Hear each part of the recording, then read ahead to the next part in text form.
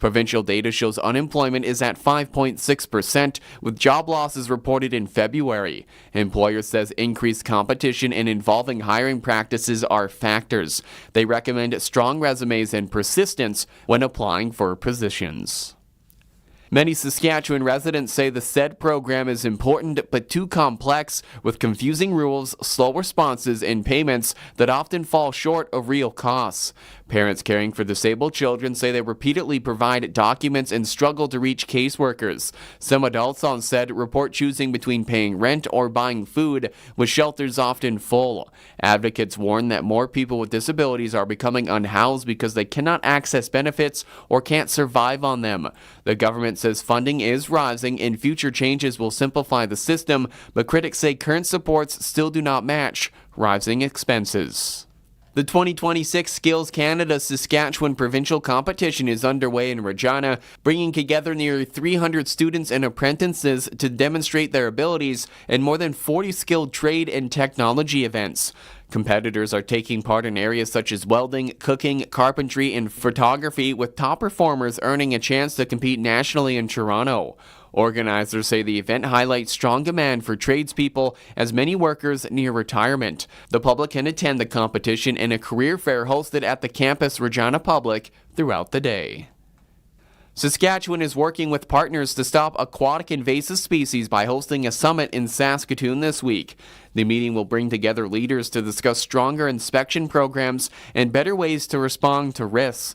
Officials say the province is still free of many harmful species, but must stay alert. Environment Minister Darlene Rowden says protecting waterways is a priority. The public is encouraged to follow cleaning steps for boats and equipment to help prevent any spread.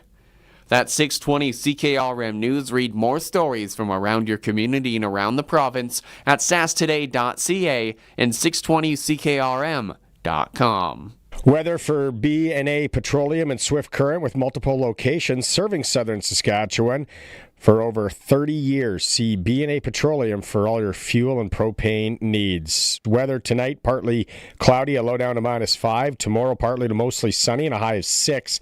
Tomorrow night, partly cloudy, low down to -4. Sunday, partly sunny and a high of 0. Monday, so likely and a high of -3. And Tuesday looks like flurries in the forecast and a high of -3. Currently in downtown Regina, it's sunny, -4. With the wind chill, it feels like -11. B&A Petroleum is a southern Saskatchewan family-owned business that's there for you. They've been supporting their clients for over 30 years with locations in several communities throughout the southern part of the province. B&A Petroleum is available for all your bulk fuel and lubricant needs, with propane at selected locations Monday to Friday. And don't forget, their Cardlock location is accessible 24 hours for your convenience. B&A Petroleum. Fuel you once, fuel you forever. Broadcasting from Century Studios in downtown Regina, Harvard Media presents The Sportscage, where Saskatchewan comes to talk local sports. Brought to you by Nelson Homes, supplying home packages and RTMs for over 65 years. Be part of the show. Call 1-866-767-0620 or text 306-936-6262. The Sportscage. Streaming at sportscage.com, our YouTube channel, and on the radio at 620 CKRM.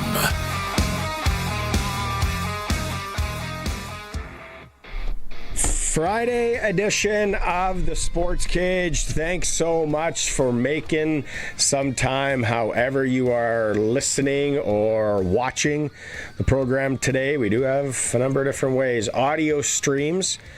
As per usual, you can watch the program at sportscage.com through our YouTube channel. You see there, I'm waving at you. And of course, 620 CKRM. It is for Nelson Homes, home packages and RTMs for over 65 years. All of our guests are going to join us on the Western Pizza guest hotline. It's Friday, a little too cold to barbecue, so why not pick up a wheel or any of the Greek favorites at your local and closest Western Pizza. You're always welcome to participate. The Prairieland Rentals text line. Prairieland Rentals, located at 600 Albert Street in Regina. Whether it's a big job or a small job, they probably have what you need to get that job done and can rent it to you, get to deal with the owner. Colson is with me. Kind of weird today, too. You're going to see Dave Thomas come in and float around as I got some prior commitments in and out of the show to do. So it's a team event, a team affair, Colson, today. Are you ready for this Friday? Sure. Why not? Okay. I want to start with this. I want to ask you, Coach Mace winning Coach of the Year. We talked about it on the show Wednesday. That had to happen. Like, was anybody out there thinking it wasn't going to happen?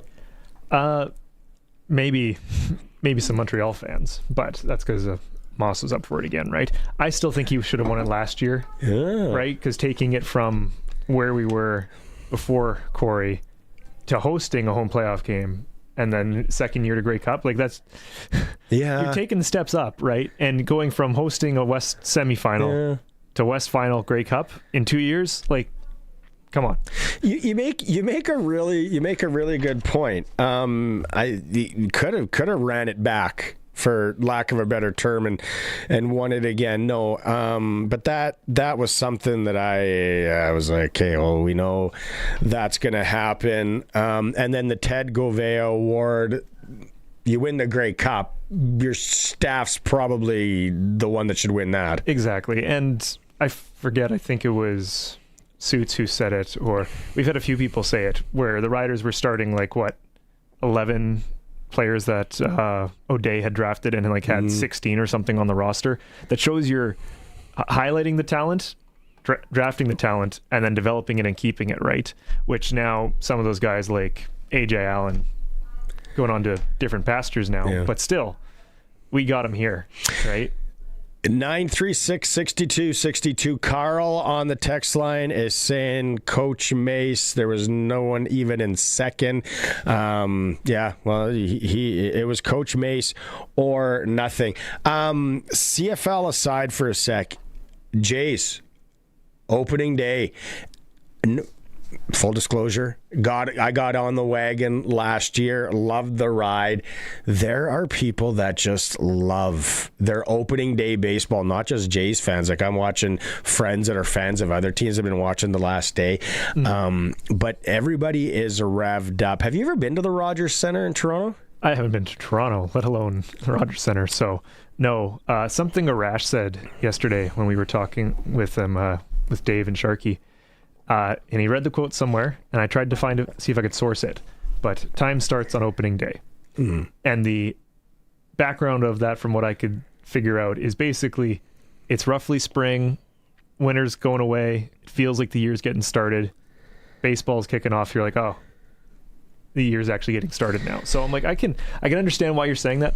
I have not always been a big baseball guy. Yeah, when the Jays have made their couple runs this last year, and then the 2015 with Jose Bautista and all those guys, those couple runs, I got into it like everybody else, but I would definitely go watch a game just for fun. I mean, there's 81 of them to go pick from, right? So, well, I just talked to somebody, they're all excited. They're heading to Minneapolis.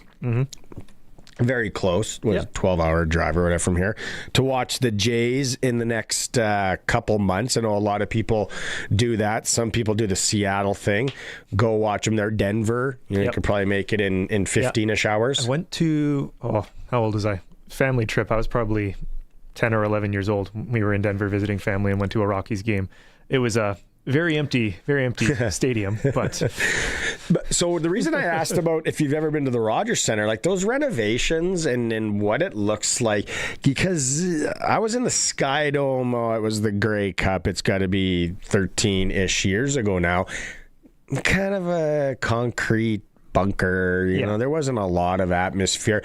It seems like they've really made it a baseball park. Do you get that when you see it on TV? Yeah, no, I hear that. And then when you're not splitting time between the Argos and other teams, like really, it's a baseball stadium and then a concert convention venue now.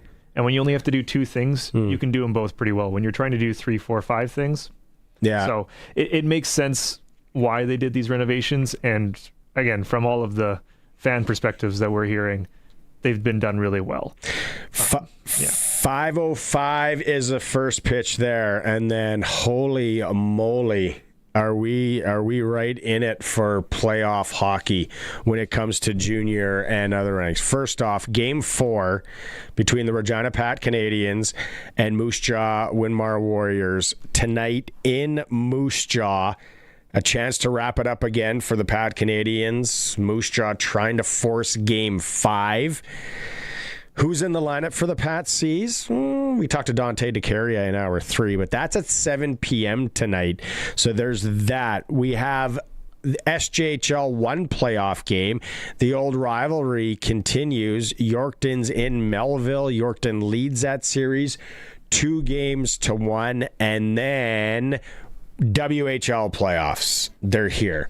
Regina Pats, Medicine Hat Tigers. We're going to be covering that a lot. I know the last 2 scores for the Pats. Do you think we get 1 game, or do you think it's a sweep? They say it's hard to sweep teams. The Pats are a young, scrappy bunch. I know Keats Fawcett has been battling an injury. Will he be in the lineup tonight? It's gonna be really tough. I think if they don't steal one in the hat, I think it could be a sweep. Because coming home down 2 games would be really hard to come back, especially on a young team. Yeah. But if they can steal one in Medicine Hat, they could make it a series, but I still think it would be probably done in 5. That's just my thoughts. I'm not. Yeah. I'm like you. Like I am observing it from all of our insiders and stuff. I'm not doing the digging myself, but that's just what I'm picking up. Prince Albert up north, they start tonight as well. Their journey as the number 1 seed. Red Deer's in town. The Blades are in Edmonton. How about a little Prairie Junior Hockey League? The league final, the Regina Capitals of home ice. They host tonight the Saskatoon Wesleys. Game time is 7:45 at the Ritchie. That is the Prairie Junior Hockey League Championship Final. Saskatoon Wesleys, Regina Capitals. So that's going on. And then I got to give some love to my senior hockey guys and girls out there. We got Game 5s. Sask East, Game 5. It's going down in Langenburg. Canora's in town. It'll be jam-packed in there. That's Game 5. And then in the Big 6 Hockey League, Moosomin at Redvers, Game 5. So exciting stuff. Both those rinks will be packed. Are these in the final? Game 5, yeah, finals. Ooh. That's it. That's all. And then tomorrow, we got provincial action in Lumsden, where Game 2 between Raymore and Lumsden, so senior hockey winding down. Rinks are going to be packed around Saskatchewan. It's, like I said, it's that time. I give you the rundown of the show. We kind of went off on this. Farhan Lalji is going to be coming up in about 5 minutes' time here. Les Lazaruk, voice of the Saskatoon Blades. We're going to talk about that series, Blades and Edmonton, but also going to talk WHL. I want to ask Les a couple of interesting questions about the Medicine Hat Tigers and his years, over 30 years in the Western Hockey League. Hour 2, we got Eric Francis, our NHL insider. We got the Clutch Performer, Sprinkle of the Day. Hour 3, Dante to Caria will tee up that game between the Pats and Medicine Hat Tigers. And Lotto Lawrence is joining us today. So much to get to. Like I said, it's a team effort today. It is the Sports Cage. We are streaming through our YouTube channel at sportscage.com and always on 620 CKRM. You cut the grass, we'll cut the deal at Brent Agriculture. Get 0% financing for 84 months, plus cash rebates and bonuses on select John Deere turf equipment. Save on compact utility tractors, riding lawnmowers, and utility vehicles. Get it from people who get it. Offer ends April 30th, 2026.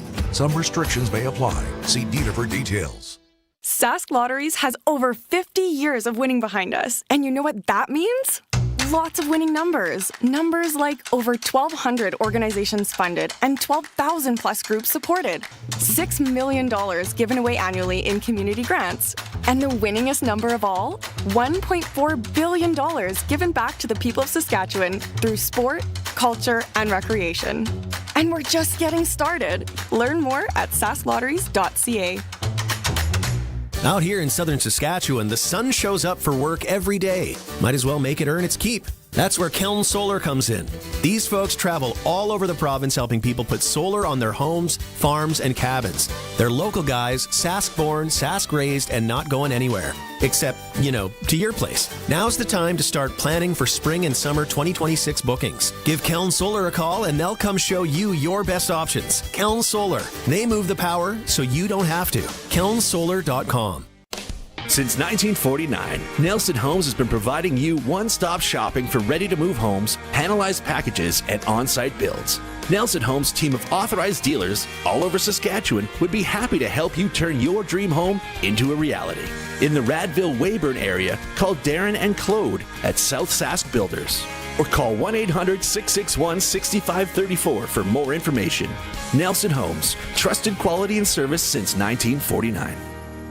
Hi, Sean here from the Rusty Shovel. We've moved to a brand new location on the East Vic Service Road. Bigger displays, more products, everything you need for your next outdoor project. Paving stone, artificial turf, sprinklers, you name it, we've got it. We'll help you plan it, price it, and load it. Or connect you with the right contractor.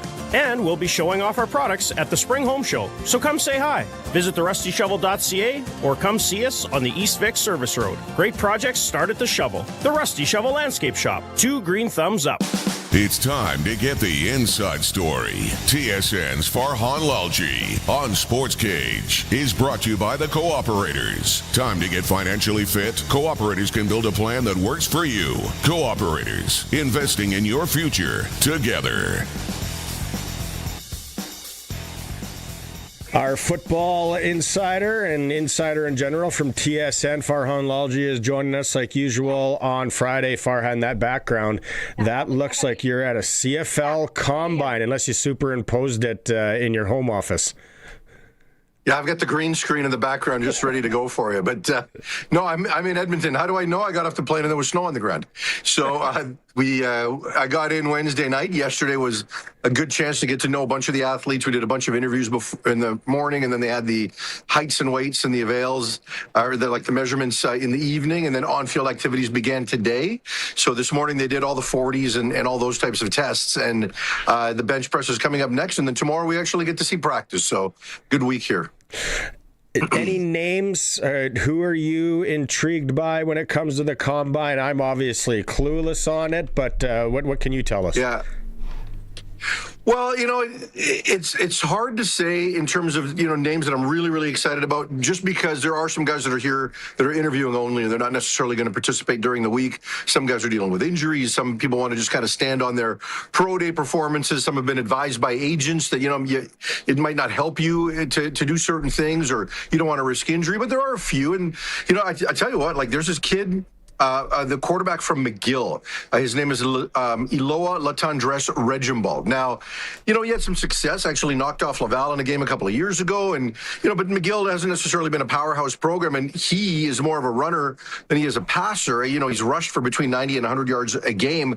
And if you watch him out here today, this guy might be the most fluid athlete here. Just seeing him go through the testing, the way his body moves and is put together, I'd love to see him at quarterback, but athletically, he could certainly make a move to receiver or safety and maybe not look so far out of place, right? And he's expressed the willingness to want to do that. So I want to see him more tomorrow on the field throwing and just seeing what that looks like. I've seen a bit of his film, but he's just so much more dynamic as a runner. So there's a player that I certainly want to see.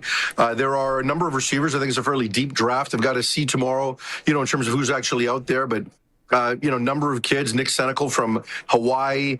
Interesting story there, because he didn't run great at his pro day in Hawaii, like in the 4.7s. Originally, he wasn't going to run here, but he wanted to put up a better time. So he decided at the last second, no, I am going to run, put up pretty much the same time. But his film is pretty good. So, I want to see some of that. So there's a few guys that are here that, I'm looking forward to getting to know a little bit more. You talked about how, guys are there, maybe just going through the interview process and not participating, injuries or agents. How much it has changed in your years covering this, where that's become such a thing, where guys are holding off, basically not participating?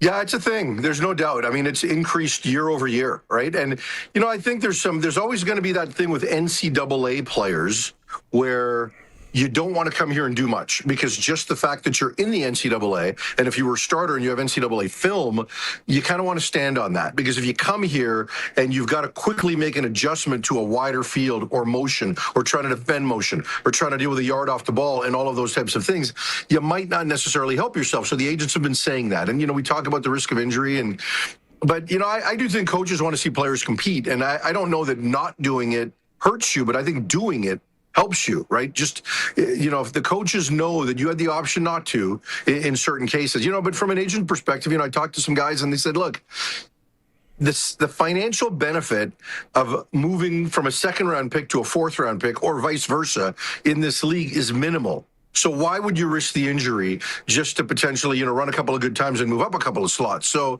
I get it, but it does diminish this process a little bit. Now, look, there still are a number of guys that are doing quite a bit, and you want to give them credit as opposed to focus on the guys that aren't here. But to your point, it's changed a lot. As a guy that's got a kid that's playing and you've been through it all, what would be one thing that you would change about the CFL Combine? It's a good question, and I think that what I like about the Combine is that they actually do football, right? So Saturday and Sunday morning, you're going to get some football practices, and they actually do football. Now, people, if you're cynical, you'll say, look, these guys haven't practiced football for a long time. Now you're putting them in a setting that you're basically wanting them to act like they're in a game to show the best of themselves. But I generally think it's a good thing. Look, if I was making changes, quite honestly, and I'm the CFL, I would find a way to insure these players, right? And I would pay that freight so that you can properly evaluate them. Because if a guy gets hurt, think of what happened in Saskatchewan a couple of years back when those guys were doing workouts and a couple of guys tore Achilles and we had that rash of injuries that one year under Craig Dickinson, and then the league and the PA got involved, and eventually they protected some guys and decided they were going to make sure they were getting paid for that year. And I think something like that needs to be in place here just so you can get more participation. I was just reading here from 3 Down Nation. It was Montreal Carabins' Louis-Philippe Gauthier. He wins the 40-yard dash this year, 4.50. Still not as fast as the all-timer Stephen Turner in 2010, 4.31. Did you witness that with your eyeballs? Both of them, Stephen Turner and this one. So, which tells you how long I've been doing this. Stephen Turner didn't necessarily have a CFL career of note. So, we've seen guys blow up in the 40 or blow up on the bench press, and you don't see them in a CFL game, at any point. So it's important, right? Scouts do look at it. And quite honestly, yesterday when we watched the weigh-ins, and we kind of jokingly call it the swimsuit competition because guys, we see them without the shirt on and, they height, weight, and do some profile shots. They looked really, really good, better than you and I. Better than me for sure. I know you're in the weight room all the time.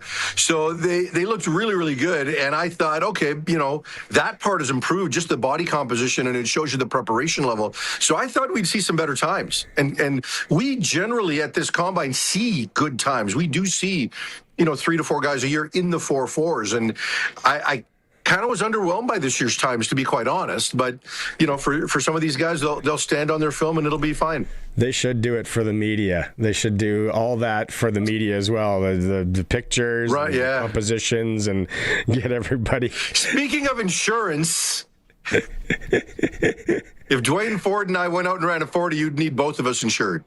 Dwayne for a heart attack because of all the meat he eats, and me for pulling something because it's just inevitable. Auto. Okay, I got to ask you, we talked last Friday, and I said, I think Team USA is going to dust the pros when it comes to the Fanatics flag football tournament, and that's exactly what happened. What was your takeaways when you watched it?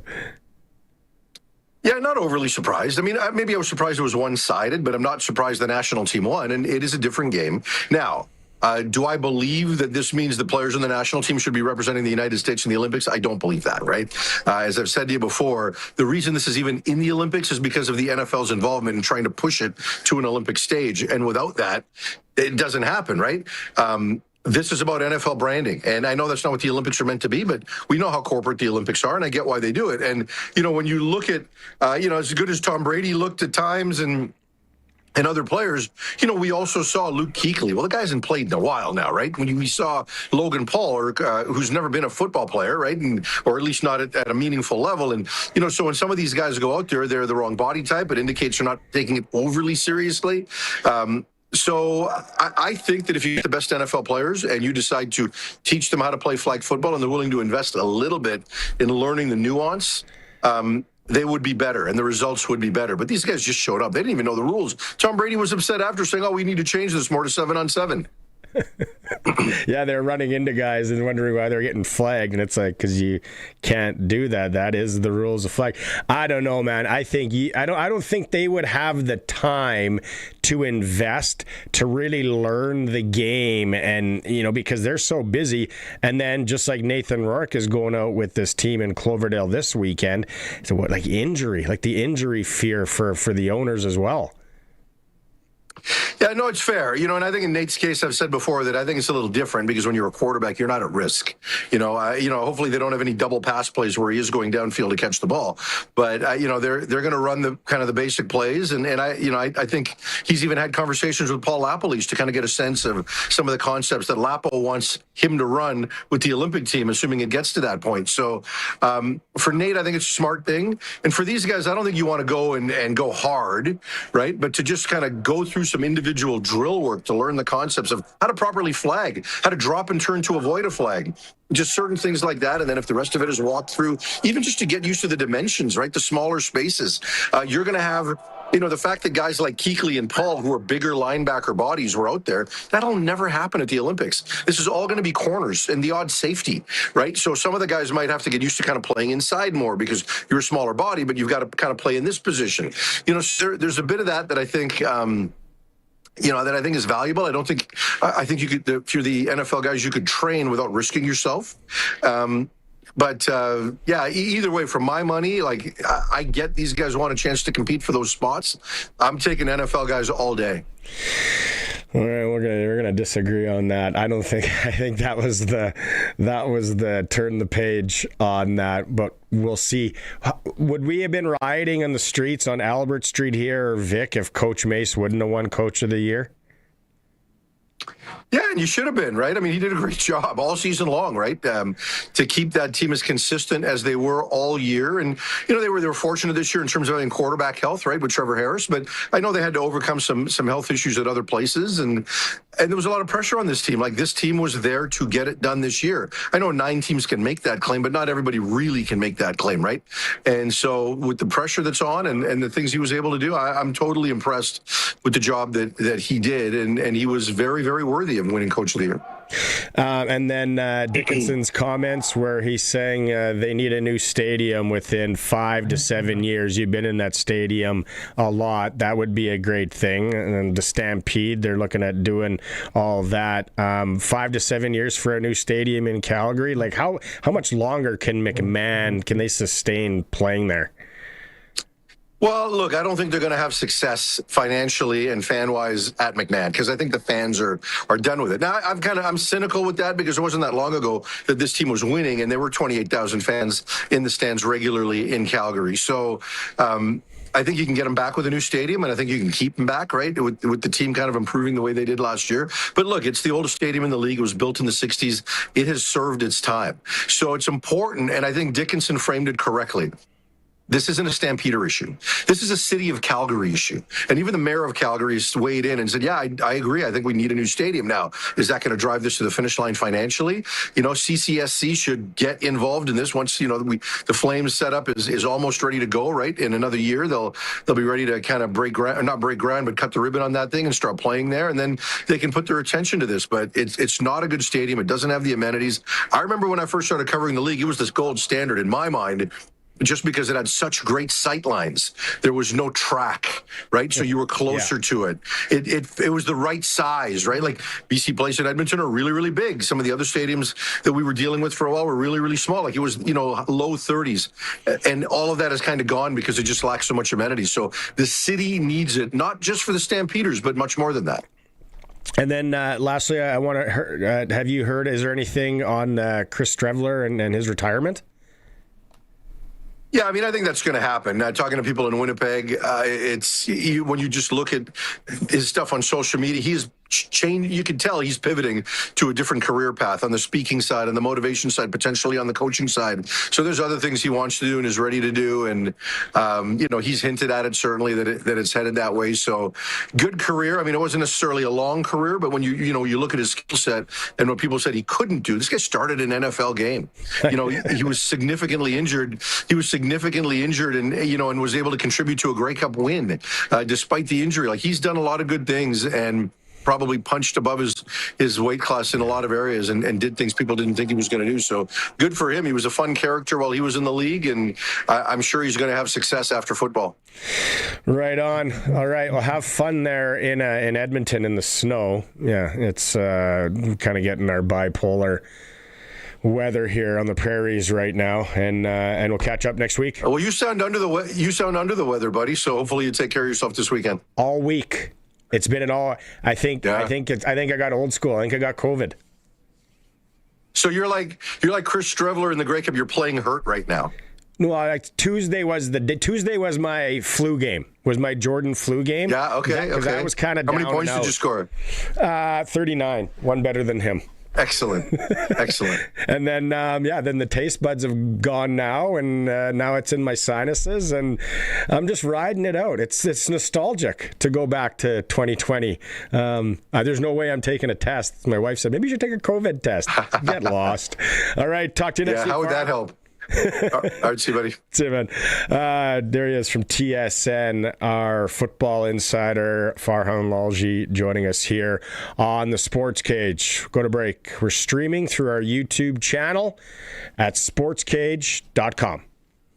Is Saskatchewan better off under Mark Carney? He still won't approve a pipeline or remove Trudeau's anti-development laws. Deficits are bigger than ever. Inflation is pushing grocery prices through the roof, and Carney refuses to repeal Liberal bail that sets criminals free. Conservatives are fighting to unblock our natural resources, get steelworkers their jobs back by approving pipelines, and make our communities safer. It's clear, only Conservative MPs are always on Saskatchewan's side. This message brought to you by Andrew Scheer, MP for Regina Pats. Did you know over 1.3 million homeowners call on Reliance for their water heater needs? With over 150,000 five-star online reviews and over 60 years experience, you could say Reliance Heath are water heater experts. Switch to Reliance Heath today. They'll give you $200 for all your hot water needs. Call on Reliance. Visit waterheaterrentals.com for details. Terms and conditions apply.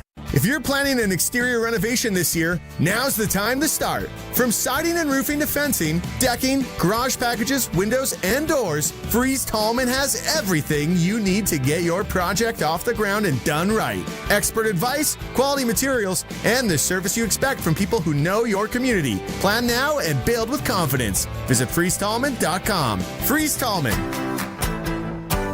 Locally owned, family grown, rooted in our community for 70 years.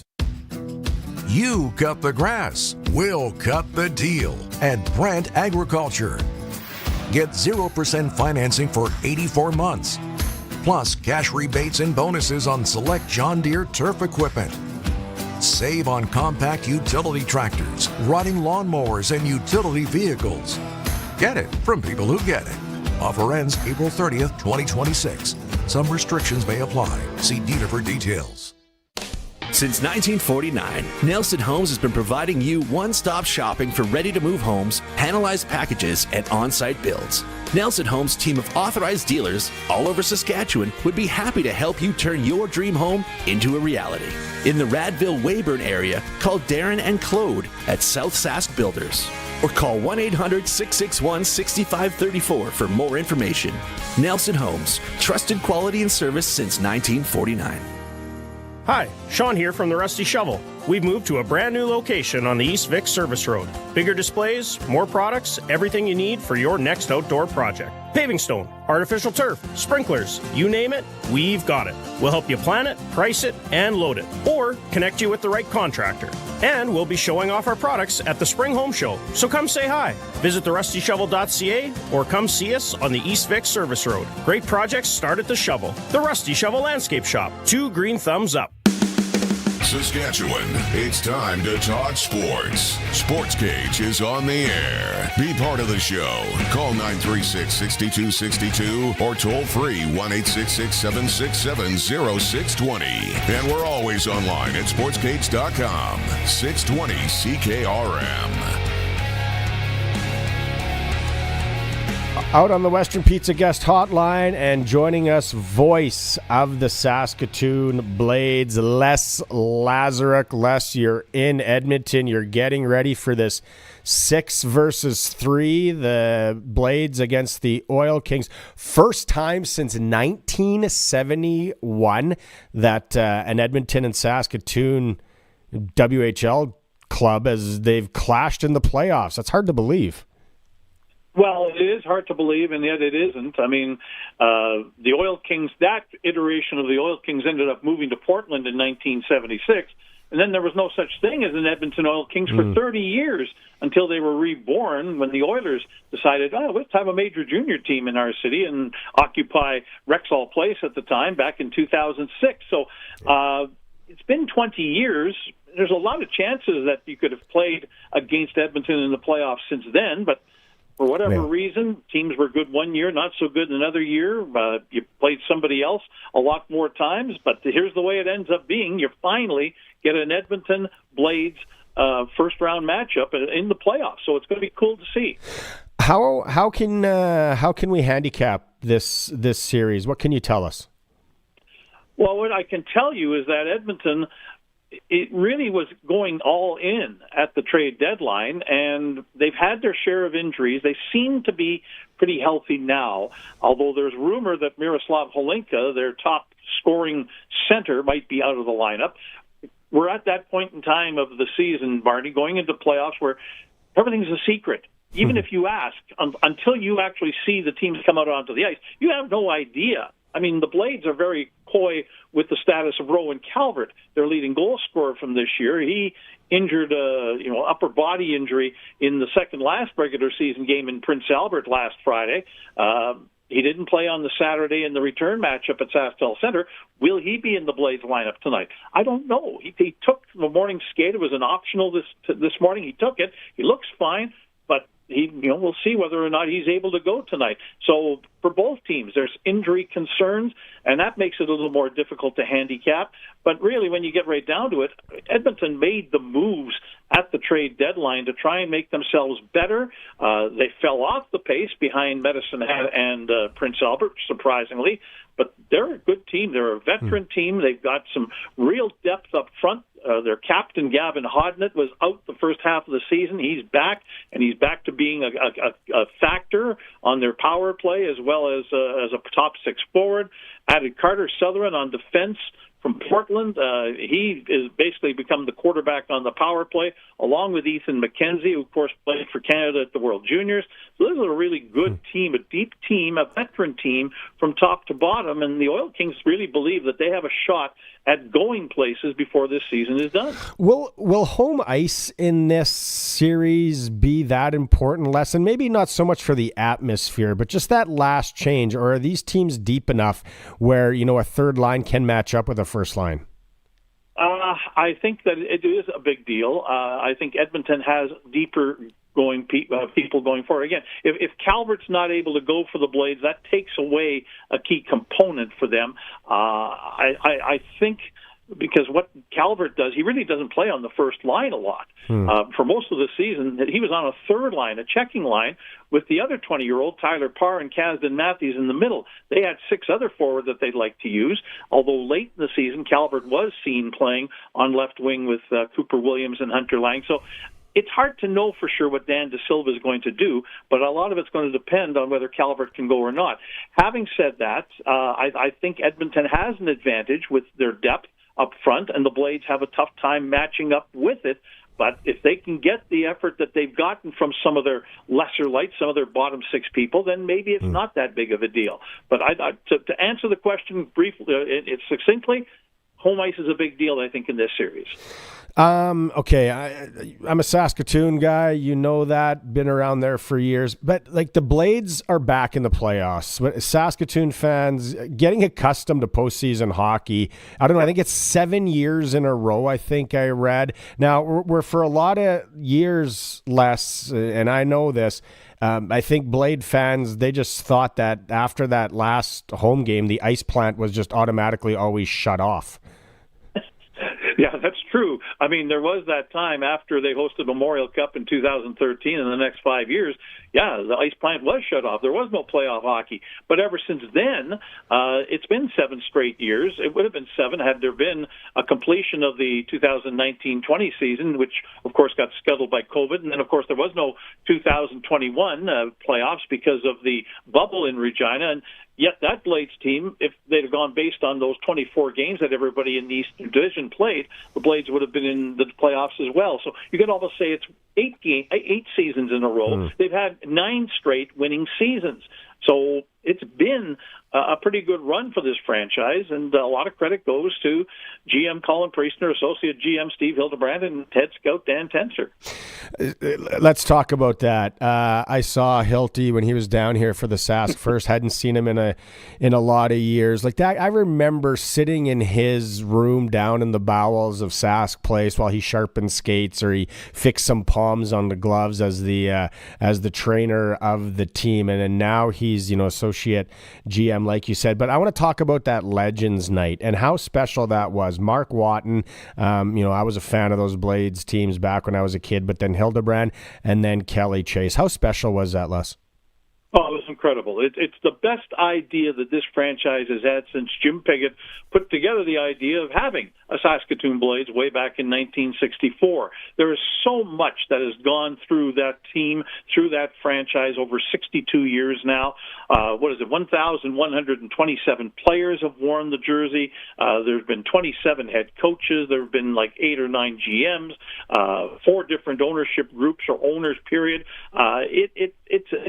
It's an iconic franchise, and this is way overdue, having a Hall of Fame. Yeah, you've got numbers that are retired up in the rafters and a builder's banner. That's all nice, but they've now put on the concourse level at SaskTel Center is permanent. You can't take it away, and they're just so many guys. And I mean, it was great to see so many alumni come back. The guys that came back for Watton and for Chase was fantastic. Just seeing all those fellas and getting a chance to briefly. And still had a game to broadcast that night, but it was wonderful to be able to touch base with a lot of those guys again. Yeah, super nice. Okay, I want to go off from this series and from the Blades for a bit and ask you a couple of things here, because you're now on your push to call 3,000 games, I think, in the league. How many years is it now? The total years calling dub games? This is my 32nd season doing Saskatoon Blades hockey. Okay, so I want to ask you, all your years you've been calling WHL games, who were the best, or was there 2 brothers, let alone twins, that did what the Ruck boys are doing in Medicine Hat, that leading the league in scoring? I don't remember any brothers, let alone twins, Les. Yeah, no, I don't remember twins either. Certainly, brothers, not the same time. I mean, the closest might be the Federicos here. You had Bernie and the other one. I can't remember his name right offhand. I'm terrible. Kenny Federico. I should remember it because here's a quick story, okay? So when cell phones were just coming out, remember how they used to be in bags? Yeah. And you had to pull them out, and it was like, it was like Get Smart almost. You had these bag phones that you pulled out, and you had them on batteries, and the batteries didn't last long. Mm-hmm. So we come to do a game in Kelowna, and the phone line for the broadcast is not working. on a Sunday night. And I go see Bruce Hamilton, and I says, your phone line's not working in the visitor's booth. And he goes, well, it was working last night. And I said, that doesn't help me now, Bruce, for goodness sake. I mean, I need to be able to do this. I'm not going to be able to broadcast. And so now you're trying to get hold of BC Tel. It takes them forever to get there. They didn't get there until 5 minutes left to go in the second period. I was finally on the air. In the meantime, I'm using tagged cell phones. Yeah. Jack Brodsky's, Darryl Lubinecki's, Kenny Federico's. I ran them all dry trying to call the game and running out of juice and having to go down into the lobby to find a real phone that phoned back and do updates and that sort of thing until I finally had a BC Tel guy repair. So Kenny Federico's involved in one of those funny blooper-type stories for broadcasters. But Kenny Federico and Bernie Federico would be probably the two brothers that were playing at the same time that had, that kind of an effect on a team. Yeah, man. But like, it's I think there needs to be some sort of 30 for 30 or documentary done on these twins, because I don't know if we'll ever see this again.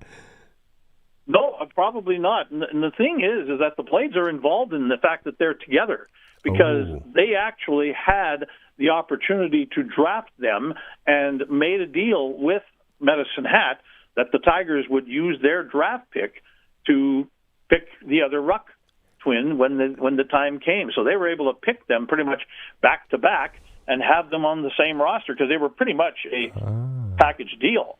Oh, I am so glad you just said that, because that was my next question. Do you know how they both ended up in Willie Desjardins' lap? So the Blades did have a hand in that.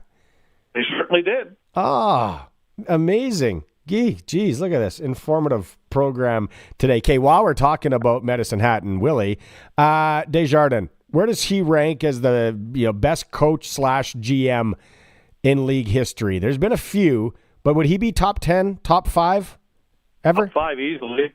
He might even be top 3. Oh. I mean, he was certainly among the most recent guys. He would have to probably be among the top, if not the top.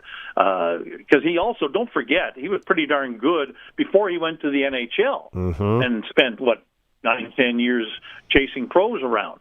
And then... So back in the early 2000s, his time in Medicine Hat, and now the last several years with the Tigers, he's had just a laundry list of great teams and great results for that franchise. Okay, and lastly, I want to ask you, of all the series across the entire league, which one intrigues you the most? Oh, boy, there's a lot of good ones just in the opening round. Brandon and Calgary, I think, will be interesting just because it's the one with the closest standings differential. There's only 3 points separating those two. I think that's got the makings of a great 7-game series, and I think Brandon's going to win it in 7. I think they've got the talent to overcome Calgary's talent and youth. Calgary's going to be good next year again, mark my words. Brandon, I think for them, they've got a lot of guys, although they also point to some of their young guys like Jackson Jacobson and those types that are going to be back next year. But I think Calgary has the better younger group than what Brandon does moving forward. But I think the Wheat Kings have the chance to be winners there. The intriguing one, of course, is also going to be Everett and Portland, because everybody knows about how the Silvertips, even though they're the Scotty Munro winners, seem to always find a way to lose out in the playoffs, and certainly in the last 3 years they've lost to Portland, and yet it's Everett number 1 seed against 8 seed Portland. It shouldn't even be a contest, but just it's there in the back of the heads, I'm sure, of a lot of people, maybe more so Portland, as it gives them impetus. Everett, I think they'd like to forget about the last 3 years. Guys like Carter Bear and them, I think they just want desperately to forget about that. Well, playoffs are here. You're calling playoff hockey again. Golf courses aren't open anyway, so you got nothing else to do. You might as well call some hockey for a few weeks or a month or so. Yep. Anyway, always a pleasure. Thanks for making some time on game day, Les. Not a problem, Barney. Any old time. Debt can take over your life. The stress, the constant worry, it can feel like you're drowning. When people come to see me, they're often anxious and feeling hopeless. But when I explain how I can help them get out of debt, those feelings melt away. I'm Jasmine Brown, a licensed insolvency trustee at BDO here in Regina. I will create a personalized debt relief plan so you can move forward with confidence. Call 1-833-BDO-TALK or visit bdodebt.ca to discover your debt-free future. You know, riding the range is tough, but try loading a video with slow internet. That's when a cowboy really gets bucked off. Whoa, easy, big fella. That's why I tip my hat to Glazer's TV, your Sasktel authorized dealer. With fast, reliable internet, you can stream, scroll, and game smoother than a horse on a freshly oiled saddle leather. Giddy up and get connected today. Contact Glazer's TV, your Sasktel authorized dealer in Moosomin today. Stop scrolling through Pinterest and turn those someday home projects into right now reality. The Regina Spring Home Show is back March 27th through the 29th at the Bungie International Trade Center at Real District. Whether you're buying, building new, renovating, or planning a backyard oasis, we've got it all under one roof, including those outdoor adventures to begin planning your summer. Admission includes parking, and kids 12 and under are free. Grab your tickets now. Spring into action and visit reginaspringhomeshow.com for details. Premier Scott Moe. The new provincial budget is protecting Saskatchewan. Saskatchewan's trade is less reliant on the U.S. than any other province. But even so, the Trump tariffs are impacting our economy and our province's finances. The new provincial budget protects important services like health and education. It protects families by keeping your community safe and your taxes low. And it protects our future. The 2026 budget, protecting Saskatchewan. A message from your Saskatchewan Party Caucus. You keep calling that guy your partner. He is. Since when do you have a partner? Since my seeding got serious. Andrew from Dutch Egg shows up on the farm, looks at my drill, and helps me pick the right openers. So not the kind of partner that borrows tools and never brings them back? Nope. The kind who fixes problems before they start. Sounds useful. Well, in this line of work, you want a partner who knows precision. Dutch Openers, your precision seeding partner. Built to perform and backed by on-farm expertise. Visit DutchOpeners.com. Dutch Agriculture, on-farm for you. Hi, Sean here from the Rusty Shovel. We've moved to a brand new location on the East Vic Service Road. Bigger displays, more products, everything you need for your next outdoor project. Paving stone, artificial turf, sprinklers, you name it, we've got it. We'll help you plan it, price it, and load it, or connect you with the right contractor. And we'll be showing off our products at the Spring Home Show, so come say hi. Visit therustyshovel.ca or come see us on the East Vic Service Road. Great projects start at the Shovel. The Rusty Shovel Landscape Shop. 2 green thumbs up. Want to get a delicious 50% off? Like now? Skip to the good part and save up to $15 on orders of $30 or more in the Skip app. Use code NOW50 at checkout. Like now. Terms apply only on Skip. At Real Canadian Superstore, get 20-pound bags of no-name, naturally imperfect red or russet potatoes for only $7 each. Get it delivered with your first year of PC Express Pass at just $2.50 per month. Conditions apply. See flyer for details at superstore.ca/flyer. It's time for the Sports Ticker, brought to you by Reliance Heath Water Heater Rentals. Switch to Reliance today and get $200 cash back with your new water heater. Some conditions apply. Call on Reliance. All right, Sportscage on a Friday. Dave Thomas going to give Barney's voice a little bit of a break, so we'll get through the Sports Ticker together. That's what we'll do on this Friday afternoon. And interestingly enough, Les Lazaruk joining us, of course, the Saskatoon Blades currently the leading vote getter when it comes to Sportscage.com on our current poll question, which WHL Eastern Conference team is most likely to pull off a first-round playoff upset right now with 46% of the vote. The Saskatoon Blades. Next, Brandon. You can have your say. Just go to sportscage.com. Big news today, south of the border. Tiger Woods is in hot water again. Authorities say that he showed signs of impairment and arrested at the scene of a car crash in which he struck another vehicle and rolled his Land Rover. Martin County Sheriff John Boneznik says Woods and the person in the other vehicle were not injured in the crash on Friday. Woods apparently was able to crawl out of the passenger side of his Land Rover following the collision. It occurred just after 2 o'clock, not far from where he lives on Jupiter Island. Woods' managers did not immediately respond to a text message looking for information, but some information that we are starting to hear trickle out is that he did not on site test positive for impairment. However, it was the refusal later on to provide a sample.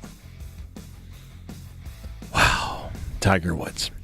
All right, on the Pebble Ice today, Canada is opening up the World Men's Curling Championship. Of course, we had Matt Dunstone and his team on the program yesterday. You can hear that podcast at sportscage.com. So far, so good, as Team Canada has stolen one in the ninth end, meaning after 9 ends, Canada leads South Korea 5-2. The Koreans, though, do have the hammer in the 10th end. Lots happening as far as Western Hockey League action tonight. The playoffs do open. The Regina Pats are taking on the Medicine Hat Tigers, a game you'll hear here on 620 CKRM, starting at 6:30. Also on the ice tonight, Red Deer at Prince Albert, Saskatoon taking on the Edmonton Oil Kings. One SJHL playoff game tonight. Yorkton is in Melville. Yorkton leading that series 2-1. In the Prairie Junior Hockey League, that final series gets going tonight with the Regina Capitals home to the Saskatoon Wesley's. Sticking with playoff hockey, the under-18 AAA Male League Final, the Regina Pat Canadians and Moose Jaw Warriors go at it again tonight. Regina leading the best-of-5 series 2-1. That game is being played, of course, in Moose Jaw. The National Hockey League, just a couple of games to tell you about. The Detroit Red Wings are taking on the Buffalo Sabres. The New York Rangers home to Chicago. Well, Major League Baseball opening day today for the Toronto Blue Jays as they are taking on the Athletics in their home opener. First pitch just after 5 o'clock here this afternoon. Also, Colson, big day today for hoops in our province as Hoopla is underway in Moose Jaw. We can tell you in the game... Well played. Well played. In games earlier today, we can tell you Swift Current down PA Carleton 68-53, and Winston Knoll defeated Estevan 88-59 in boys 5A play today. And then that was girls 5A play. In girls 4A action today, Harvest City scored a big 58-30 victory over Melville. They'll play the winner for the provincial championship. Looking to defend their title is Harvest City. They'll play that tomorrow against the winner of Meadow Lake and Moose Jaw Central. 3A girls action. Hey, we got time. Why not? 3A girls action today. We've got Indian Head taking on Wynyard, and Regina Christian School is playing St. Brew a little bit later on. In boys 5A action, tell you about what's happening there today as things got going last night. Today, Regina Laboldis got by Saskatoon's Walter Murray 77-74, while PA St. Mary's defeated North Battleford 86-68. That again in boys 5A play. In boys 4A play today, already of a final in Harvest City. Coming back in a very, very big way. Boy, what an exciting game. Atlee Simon, former University of Regina Rams running back, head coach of Harvest City. They score a 73-69 victory over North Battleford. Harvest City was seeded number 2 coming into the tournament, playing number 3. They'll play Moose Jaw Central or Humboldt in the final. That goes tomorrow afternoon over at Peacock in Moose Jaw. Lots happening as well as far as the hoopla goes. You can follow along there. And the CFL Combine went today. And interesting, it's really hard to read into the numbers, but Regina native, University of Saskatchewan defensive lineman ran the fastest 40 time of any defensive lineman at 4.87 seconds. So not bad for a big D lineman. He also was second in the 3-cone and 6th in the shuttle. So he definitely showed well. Jack Warwick, Ethan Graham, and Carson Sombach were also taking part in the combine that will continue in Edmonton tomorrow. Tomorrow it's more team-oriented activities that they're going to be taking part in. So we'll again continue to follow that for you at sportscage.com. We've got more coming up. Boy, things are loaded, hey? Yeah, you're missing one, though. What did I miss? Michael Kingsbury is retiring. No, I did miss that. Yep. He is going to compete in, I didn't catch the name of the tournament, but his hometown course. Yeah. Saint-Xavier, if I'm pronouncing that right. I'm not very French-speaking, so I apologize if I didn't, but yeah, he is going to compete one last time there, and that's his last dance. Of course, was it silver or gold in the Olympic Games? He's a freestyle skier, right? Yeah, moguls. Yes. But yeah, 5-time Olympic medalist, 2-time gold. I don't recall. Why can't I remember if it was gold or silver? I can't. I think it was gold. I think he won our first gold. I could be wrong. Yes. I think you were right on that. Here. I haven't looked up Milan medal count in a while. Sheesh. Well, while you do that, of course, you can text the answer as well on the Prairie Land Rentals text line at 306-936-6262. Coming up in hour 2, we're going to talk to Eric Francis. He will be here as well, our sprinkle of the day. Hey, we're going to bring back the character that is Lotto Lawrence. He is on the way. Plus, don't forget, we'll get you set for the Pats and Tigers tonight. Dante Caria, the play-by-play voice of your Regina Pats, will be joining us on the program a little bit later on. Also, lots to get to with Farhan Lalji. If you missed it, he's live at the Combine, and he'll bring us up to date on what's happening there. That's after 5 o'clock. Gold in men's dual moguls and silver in men's moguls. And won the first gold? I think it was the first gold. I think it was our first gold as well, but that's not labeled for me, timing line. So, and in the immortal words of the TSN announcer, Vic Rauter, make the final. Canada has just defeated Caria 5-2 at the World Men's Curling Championship in their game in Utah. That is your Sportscage sports ticker for Reliance Heath and their group of companies. More on the Sportscage coming up in a moment. Your news is next. We're streaming at sportscage.com and live on 620 CKRM. We are the voice of Saskatchewan. 620 CKRM Regina, a Harvard media station. CKRM.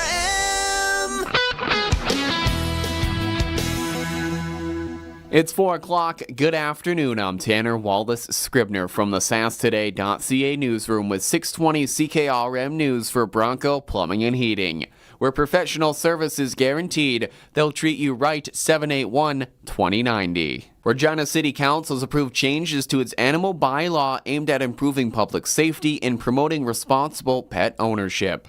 The updated rules require dogs to be on a leash at all times in public areas, except in designated off-leash areas. The bylaw also requires pet owners to provide identification to officers when enforcement action is being considered, and introduces a new process allowing the city to seek court orders to manage dangerous animals while cases are under review. The Regina Humane Society says early intervention is key to preventing serious incidents. City administration will report annually on enforcement and may review service animal exemptions in 2027.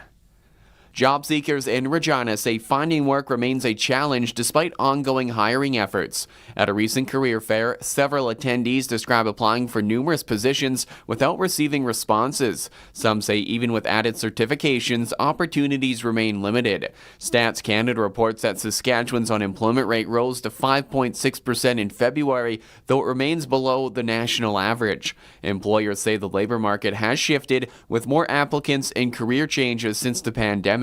Some companies are also using artificial intelligence to screen resumes, adding another hurdle for applicants. The SAID Disability Support Program is essential for many Saskatchewan families, but parents and recipients say it's hard to access and often confusing. Some families say the rules, limits, and long waits make it difficult to get the help they need. Parents like Donette Brett report unclear information, slow approvals, and challenges using the new online system. Others say people with disabilities cannot get through the process without support. Recipients also say the monthly payments do not match up with rising costs, leaving many struggling to afford rent, food, and basic needs. Advocates warn that more people with disabilities are becoming unhoused as they wait for help. Nearly 300 high school, post-secondary students and apprentices are in Regina today for the 2026 Skills Canada Saskatchewan Provincial Competition. The event at Campus Regina Public and the Saskatchewan Polytechnic features more than 40 contests, including carpentry, welding, cooking, photography, and hairstyling. Medal winners could qualify for the national competition in Toronto this May. Officials say the event highlights growing opportunities in skilled trades as thousands of workers are expected to retire in the coming years. That's 620 CKRM News. Read more stories from around your community and around the province at sasktoday.ca and 620CKRM.com.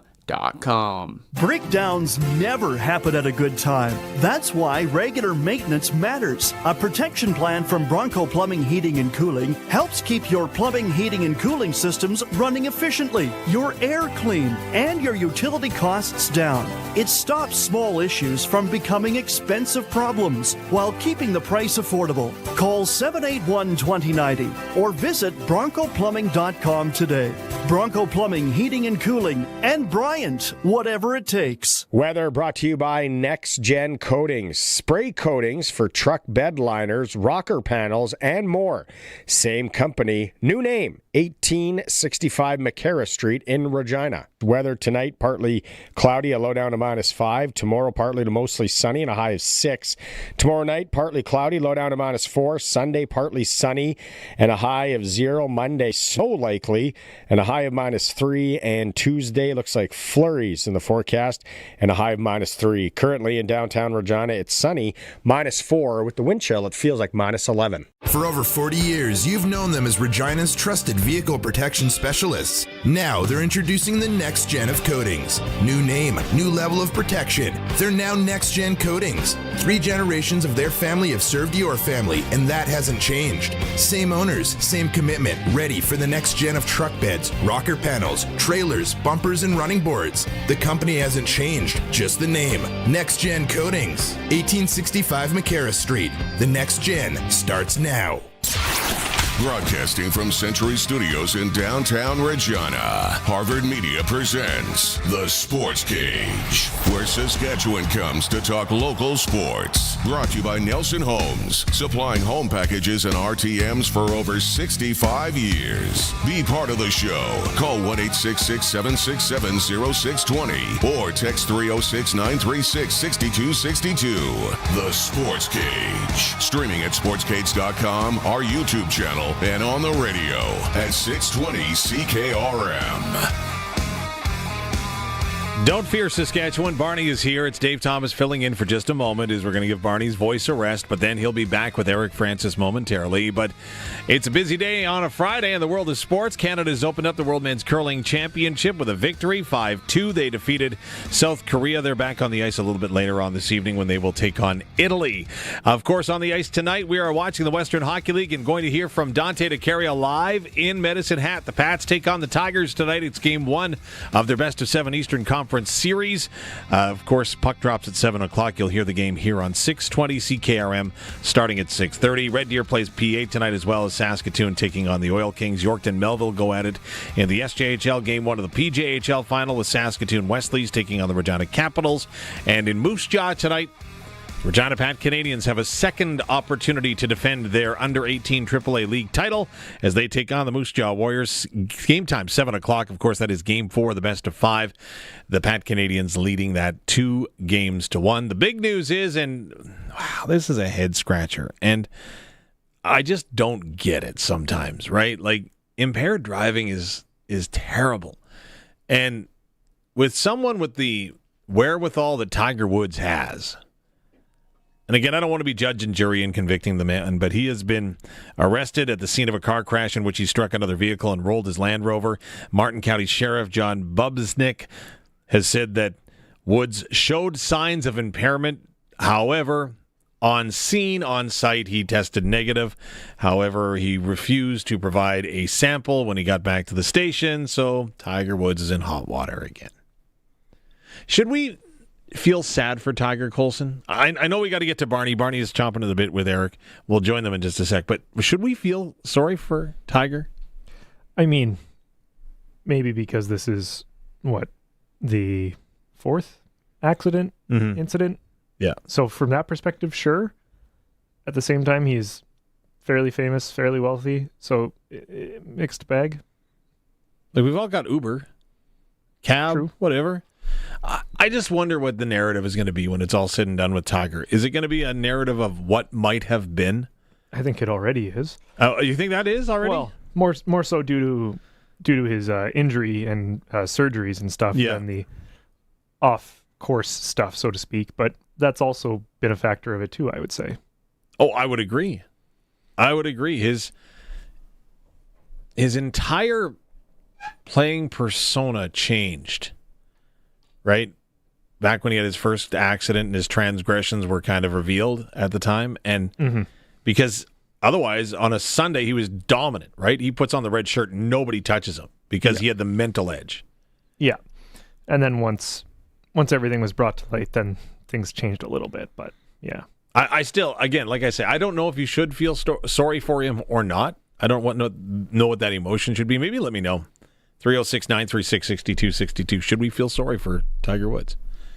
You never want to wish ill on anyone. No. You don't want to wish ill on them. You might not. If you're going in a direct competition, you're like, I'd rather succeed than you. But that's the closest I think you could get. But yeah. As far as bad luck, misfortune, especially from poor decision-making potentially, yeah. Yeah. That's a great way to word it. Good thing you're on the radio. Perfect. Well done.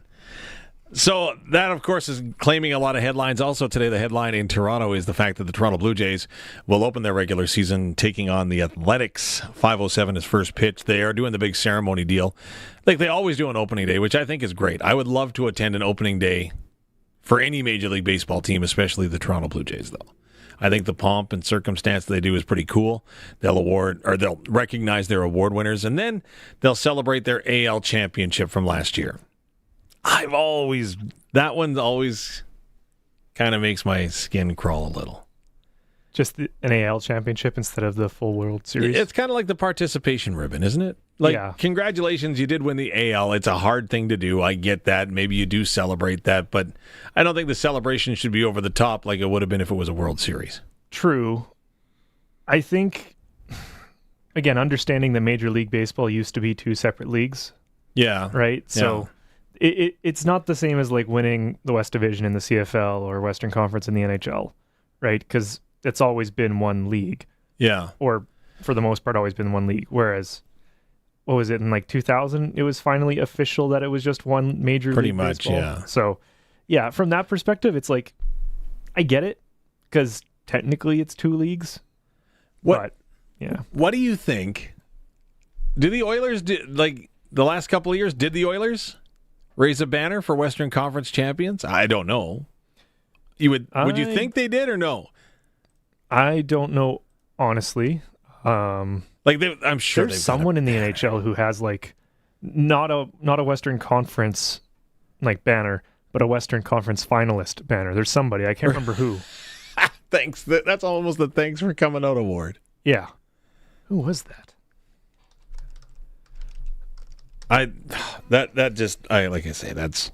That's just me. I am of the generation. You would never know this, but actually what was really cool, and I think that it should be brought back, but it never ever would be in 2026. But back in the day, phys ed used to include the participation awards. And so you could be like gold level, silver level, bronze level. It kind of was like a CFL combine predating the combine, if you will. But there was a whole bunch of different events, and there was charts on the wall, and here's where the achievement would fall, right? So you could be, thanks for coming out. You could get bronze, you could get silver, you could get gold, and you'd actually get patches that you could, some kids put them on their clothing, like they get them sewn on or whatever. I know this is all foreign to you. Well, it doesn't help that I was trying to look up Western Conference banners, so I wasn't listening at all. So that doesn't help either. No. Well, like most of the program, people waiting for Eric Francis. I get that. But I'm just saying, I'm sure that there's got to be people that remember those participation. I'm sure that's what they were called, and they weren't. I've heard participation before. Yeah. I don't remember it, but I've heard it. And they weren't, like I said, they were actually like iron. They weren't iron on or anything. They were crests. Like it was pride. It was a source of pride if you could achieve excellence. Is what it was: excellence, gold, silver, bronze. But not everybody got a bronze, just so you know. And anyways, sorry, I digress. What a tangent. Coming up, we've got your clutch performer. We're going to go ahead and get your sprinkle of the day as well. But next, it is Eric Francis for Extreme Hockey and Sports. It is the Sportscage here. Sports Select. Thank you. I was getting ahead of myself with a ticker. You give me one job. It's time. Well, let's go. Barney, get in here. Take over. Rescue me from myself, will you? Now for Inside the NHL with Eric Francis on the Sports Cage. Inside the NHL is brought to you by Sports Select. Getting in on more of the sports action you want is as easy as playing at sportselect.com. Simply make your picks online, generate your QR code, and lock in your bet at your local Lotto Spot retailer. There he is. Our NHL insider, Eric Francis, is joining us on this Friday into the weekend. I don't know how off the rails we'll go. We're going to talk about Vegas in a bit here. First off, tomorrow, Saturday, I always like watching After Hours if you are on there with Scott Oak. Have you got the call for this week? How does the call come if you do get it? Yeah, you get the call usually on the Monday of the week, and they let you know who they've got lined up, and I always say yes. Are you kidding me? Like, the first couple of times I bargained, though, I said I'll do it, but I need a Hockey Night in Canada towel because they don't give those out, right? Like, they're hard to get. So I'm like, look, this is my in. Even though I did Hockey Night Canada for 2 years, never got anything to show for it. But, anyway, this week it's Devin Cooley, who I will argue with anybody is the best interview in the National Hockey League. He's the most intriguing, interesting cat you'll ever meet. Every time we talk to him after a game, it almost always goes viral because he's just so full of wonder, and you never know where he's going. Like, you'd think our talks are off the rails, and yeah, they are, and I love them. But this guy, like, honestly, if you watch one After Hours this year, I would recommend it's Devin Cooley. Even if you've never heard of him, he's such a phenomenal story, and he's just such a colorful, open dude. I have no idea I know what we're gonna talk about, but I have no idea where he's gonna take us. It's gonna be a blank canvas. Why is he such an interesting dude, or what's his background? Can you give us like a look behind there? Yeah, he grew up in Los Gatos, California. His father was a software, entrepreneur. I think very, very successful. And his father is an introvert, and so is Devin by definition. But they both learned from one another how to be extroverts. Like, when you see this guy on After Hours, you're going to be like, I'm sorry, but that's not an introvert. That is a guy who loves to be out there chatting, talking. But grew up in Northern California. His father built him a outdoor rink overlooking Silicon Valley, and they had no idea what junior was, AAA. They just kind of felt their way through the whole thing to the point where here at age 28, he's getting his first chance basically to be a full-time NHL goalie. It's a great story of perseverance, dedication, and like I say, he's just as likable a guy as you're going to ever have. I think the Flames organization gets terrified at times because every time he goes in front of a microphone, you never know what's going to come out of his mouth. And he even told me yesterday, he goes, I'm just so full of adrenaline after a game. Hockey makes me feel so alive. I'm an introvert. I'd rather just sit in my room reading a book. But when I get the endorphins and the caffeine, he says, and the high of playing in sport afterwards, and then you guys point cameras at me, I have no idea what I'm going to say. I usually get home after, and I have no idea what I did say. But when I wake up in the morning, I see that I've gone viral once again. I just can't help it. It's pretty cool. You made me want to tune in tomorrow night for sure. I saw on your Twitter as well, too many men call for the Flames. Zane Parekh, was he the cause of it? I didn't see it, but what happened there? You probably could have counted 6 Mississippis between when he left the bench and when Zach Whitecloud got to the bench. And if you see it, it's just egregious. And as we found out after the game from a very displeased coach, Ryan Huska, we had just been warned. Both benches had just been warned. You guys are being a little too loose with your changes. We're going to crack down. And sure enough, this wasn't even like warning or not. I'm not sure there's a referee out there that wouldn't have called this, even in overtime. And it was with under a minute to go in overtime. And with 1 second to go, Anaheim scores the game winner. Look, they probably did the Flames and the organization a favor because the Flames don't want to keep winning. But at the end of the day, it was all on Zane Parekh, and they didn't make him available after the game. I know the kid's pretty classy, probably would have fallen on his sword and said all the right things like I messed up. But instead, the coach said it for him. Coach said, that was a bad change. Any referee would have made that call. It was the right call, and we should know better. He should know better. I don't care how young or old you are. So just more growing pains from a guy who's gone through a ton of them this year. I love the bad changes in minor hockey, and it's usually some coach that puts it up and then grabbing the kid back. I think that's one of the most entertaining things in minor hockey. Colson's got this stat. He's going to bring it up Wednesday when you were here, and we forgot about it. This I guess we know why, but Colson, explain to Eric what you found here. So somebody on one of the broadcasts broke down goal differential by division, and look at how far behind the Pacific Division is. Goodness. People listening on radio, you got goal differential by division, like he said.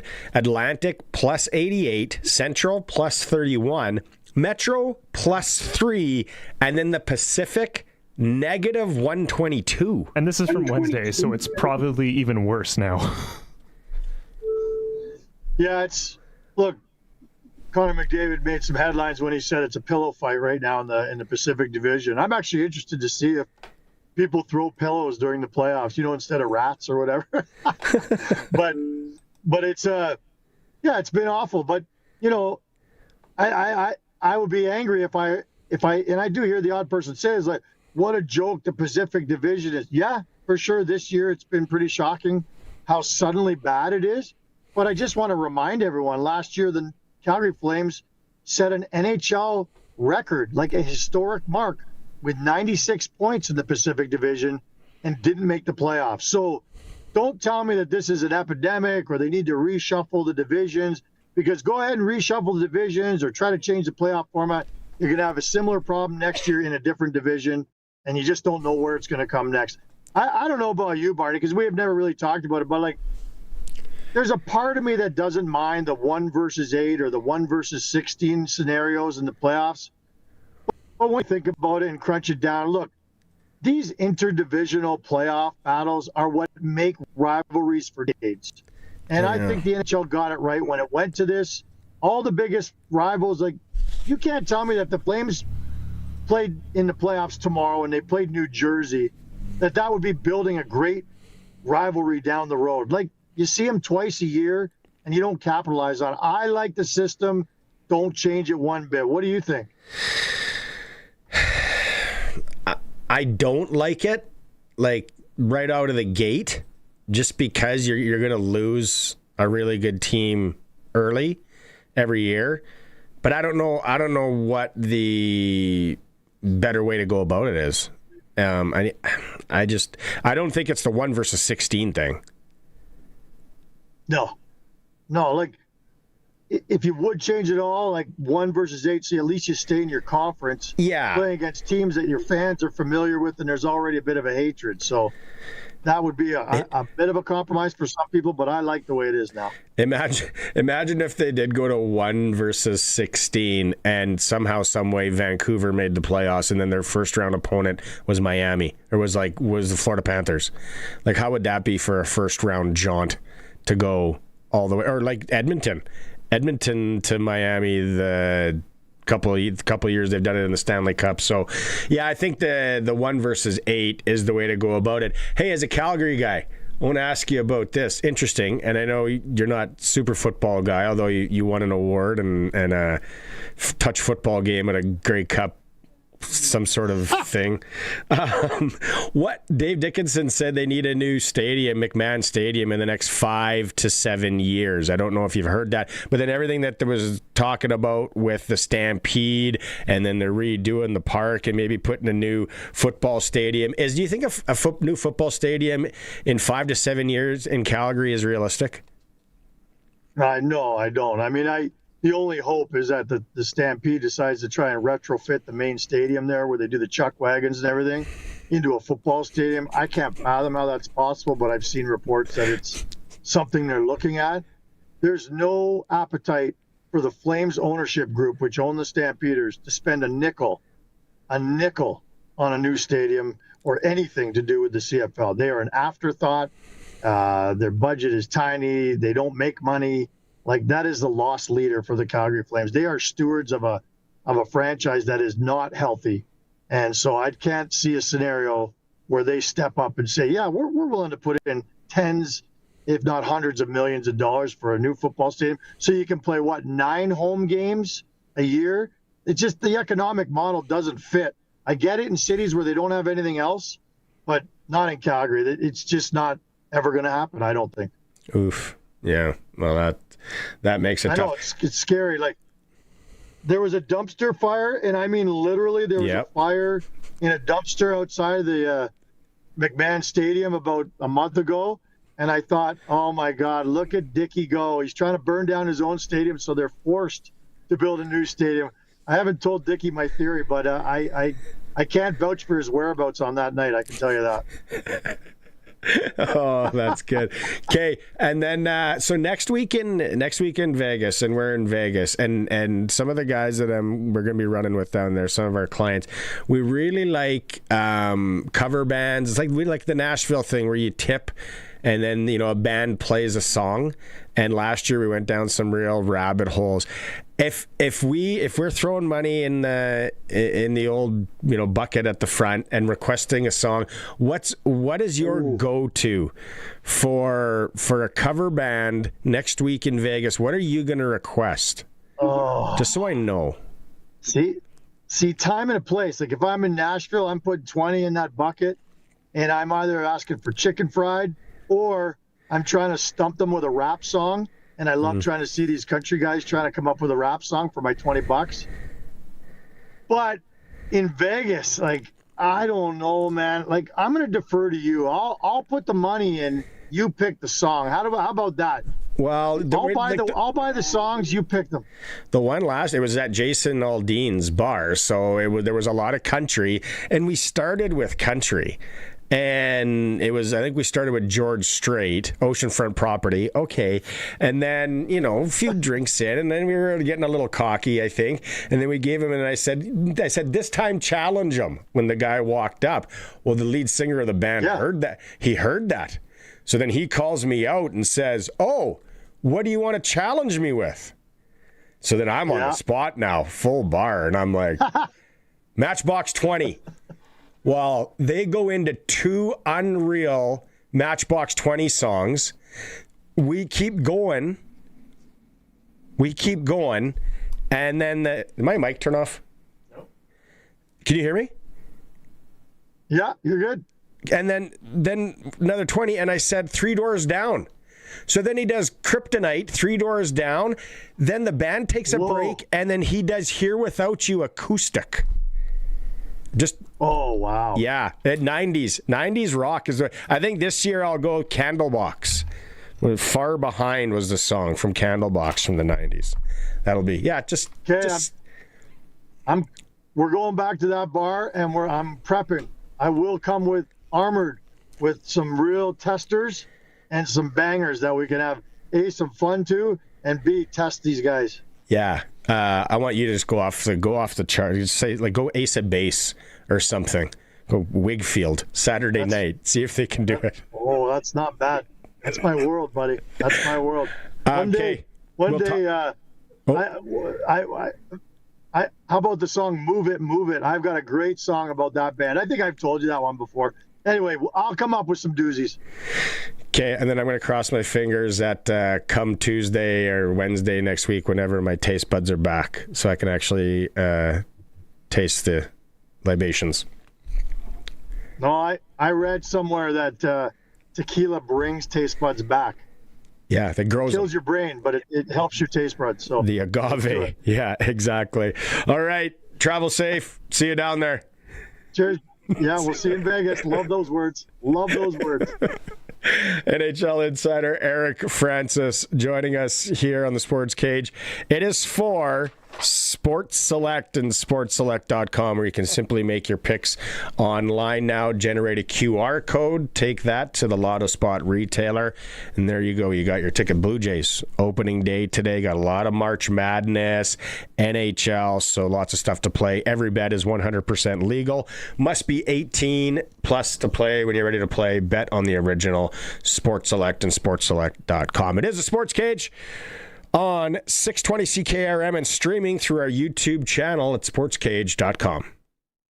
Winter in Saskatchewan tests everything: our patience, vehicles, and sometimes our bumpers. From icy parking lot dings to serious highway mishaps, choosing local matters. At Regina Motor Products Collision Center, we're Saskatchewan owned, run, and we drive these roads too. An SGI accredited full-service collision center working on all makes and models. Submit your SGI claim and book your appraisal. It's easy. When you need repairs you can trust, it's neighbors helping neighbors. Regina Motor Products Collision Center, south at Highways 1 and 6 Albert Street. rmpchevrolet.com. What's going on in the markets? When is the right time to invest? What should you do with your money today? When Lindsay had questions, she talked to Brian Golly. We see Brian as more than a financial expert. choices. He understands the importance of family. He guides us to make decisions that will benefit our family's financial future. Don't guess with your money this RRSP season. He's trustworthy and he's very easy to work with. Call Brian Gawley at Smart Investing Solutions, 546-2533. You cut the grass, we'll cut the deal at Brandt Agriculture. Get 0% financing for 84 months, plus cash rebates and bonuses on select John Deere turf equipment. Save on compact utility tractors, riding lawnmowers, and utility vehicles. Get it from people who get it. Offer ends April 30th, 2026. Some restrictions may apply. See dealer for details. Since 1949, Nelson Homes has been providing you one-stop shopping for ready-to-move homes, panelized packages, and on-site builds. Nelson Homes' team of authorized dealers all over Saskatchewan would be happy to help you turn your dream home into a reality. In the Radville-Weyburn area, call Darren and Claude at South Sask Builders.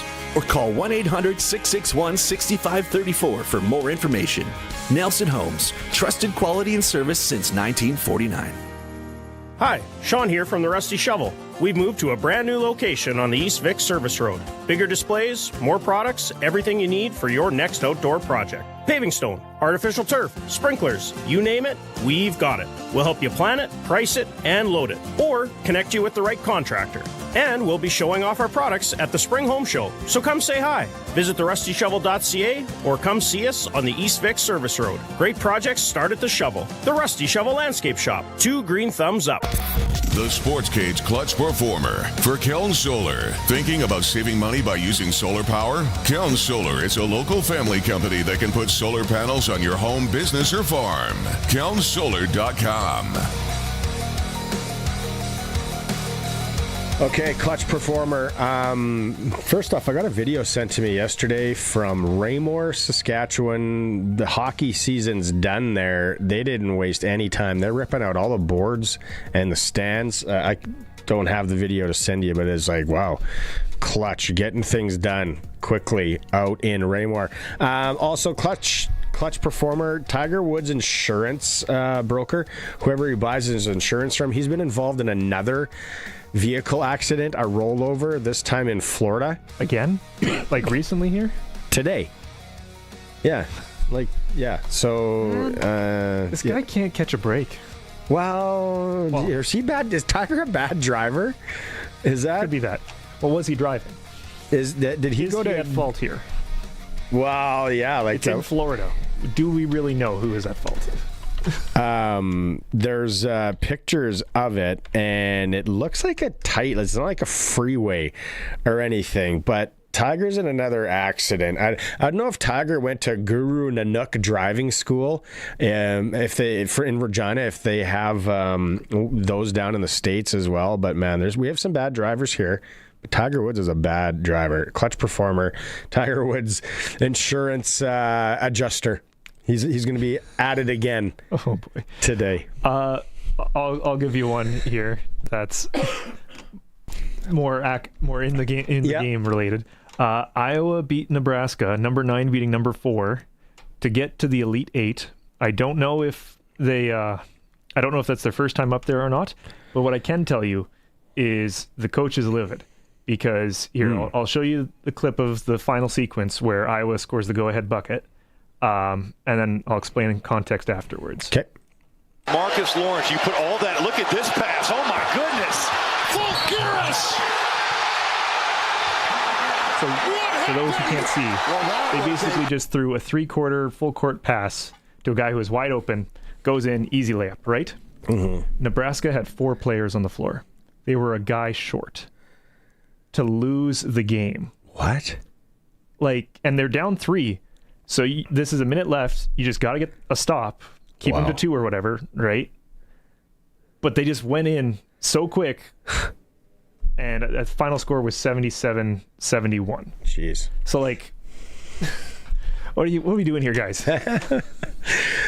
Clutch Performer is for Kellen Solar in Lumsden, Saskatchewan, the good family-run company. If you're thinking about some solar this year, they can come out and talk to you, give you a quote if you want to get solar panels up on your farm, your house, place of work, whatever. Kellen Solar in Lumsden, Saskatchewan.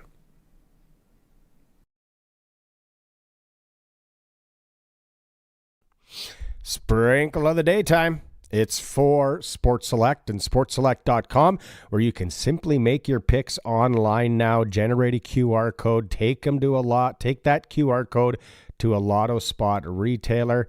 They scan it, and there you go. Lots of sports tonight and into the weekend. Baseball's firing up. NHL, March Madness. We got golf coming up. It's all at sportselect.com. Sprinkle of the daytime, like I said, with Lotto Lawrence again joining us, turning into a bit of a fan favorite here on the Sportscage. Lawrence, first off, can I ask you, because the last time we talked was right before March Madness started. Now we're into the Sweet 16. How are things going, your brackets-wise and your betting-wise in Sports Select? Well, I tried to tie it last night, Barney, and it was within 5, obviously the tie, 77-71 in a game between yesterday Iowa and Nebraska, which was a fantastic game. I don't know if anybody watched that one. I'm in my bracket. I had 3 out of 4, still number 1, still alive. The number 2 that I lost yesterday was Houston. So I still have the 3 out of 4. Number 1's still in there. But exactly what March Madness is, it's madness. It's kind of the old Ed Whalen special so far, a ring-a-ding-dong dandy. So it's been great. Looking ahead to maybe the weekend here, anything catch your eye as far as placing a little sprinkle action in March Madness? Well, I do like tonight. I do like Iowa State. They're 3.5. If you take them on point spread, 3.5. I think you're paying $1.8. So $1.80. Or if like Iowa straight out to win by 6, I think it's paying $2 or $2.05. So I like Iowa State tonight to beat Tennessee and move on to the Elite Eight. All right, I'm looking at sportselect.com right now, and let's go to Major League Baseball. First off, before maybe we get into the bets, you are a huge Blue Jay guy. You go to games, you know what's going on inside and out. Some of the stuff you say to me, it's way over my head. You are dialed when it comes to the Blue Jays. Just give me the quick rundown on how you think the Blue Jays are looking going into the season. Well, it's different than last year, and I think that with the pitching depth they have, even despite the injuries, I love their pitching depth, and always good pitching will beat good hitting. You got a healthy Varsho to start the season, and I'm intrigued about the Japanese third baseman, the Okamoto. I think he's going to provide a little bit of pop behind Vladdy. I know Bo Bichette had some injuries the last few years. Obviously a great hitter. He'd be missed. Anthony Santander, not there yet, but with the injury and the shoulder surgery. But if you look at some of the guys they're getting back, it's almost like they're good now, just going to get better as the season rolls along. But they got to stay healthy. You can't have a lot of injuries. But this is a good enough team to potentially challenge for the division again, or a wild card for sure. Anything less than that after last year, I think would be a disappointment. So I do like, the Yankees are good. Boston will be good. Baltimore's improved. It's probably the best division in baseball, like it most of the time is. But I'd like the Jays here to at least come to wild card. Okay, back to sportselect.com. Lotto Lawrence is with us. And first off, let's go to futures. Major League Baseball World Series futures. I talked about this the other day.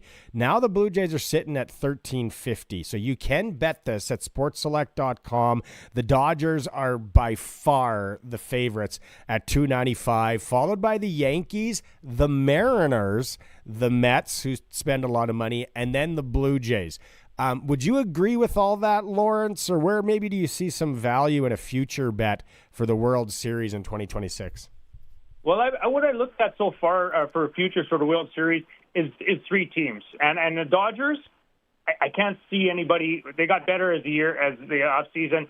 I just can't see anybody in the National League challenging them. Philly maybe, but the Dodgers are good as long as they stay healthy. They have enough depth. They should go to the World Series. You got the Yankees, Seattle, and Toronto. Anywhere between 12 the Yankees, 13 Seattle, and 16.50 for Toronto. So even if you sprinkle $5 on any of those teams, right? And I can't see them. You're not getting some value there.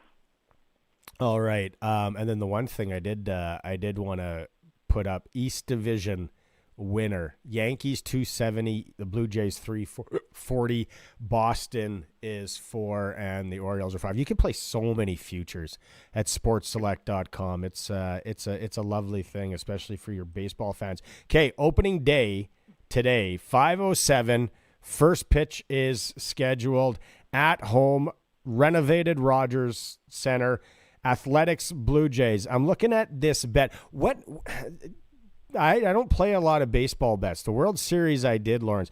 But what do you play when you play Sports Select when it comes to baseball? Is it props? Is there anything, or do you go straight up? How do you do it?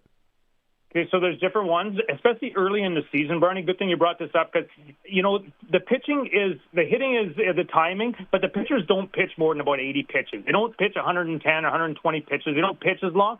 So you're getting into bullpen. So I like early in the season a lot of games to go over, especially if you're starting to get into the third or fourth day of a series, that you're getting the third or fourth day of a guy's team's rotation. I like the games to go over. So lots of scoring early in the year, I believe.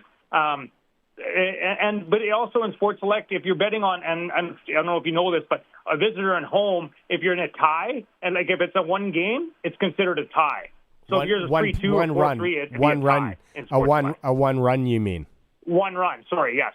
Well, yeah, one run is a tie in baseball. That's something, just because kind of basketball, you got that 5-point thing, right? So a lot of people. So I look at tonight's game, and we got the Athletics Blue Jays. Like I said, the tie pays $3.25. The Blue Jays are paying $1.80. You can do the point spread thing. Minus 1 for the Blue Jays is $1.68, and then the over under's 8.5.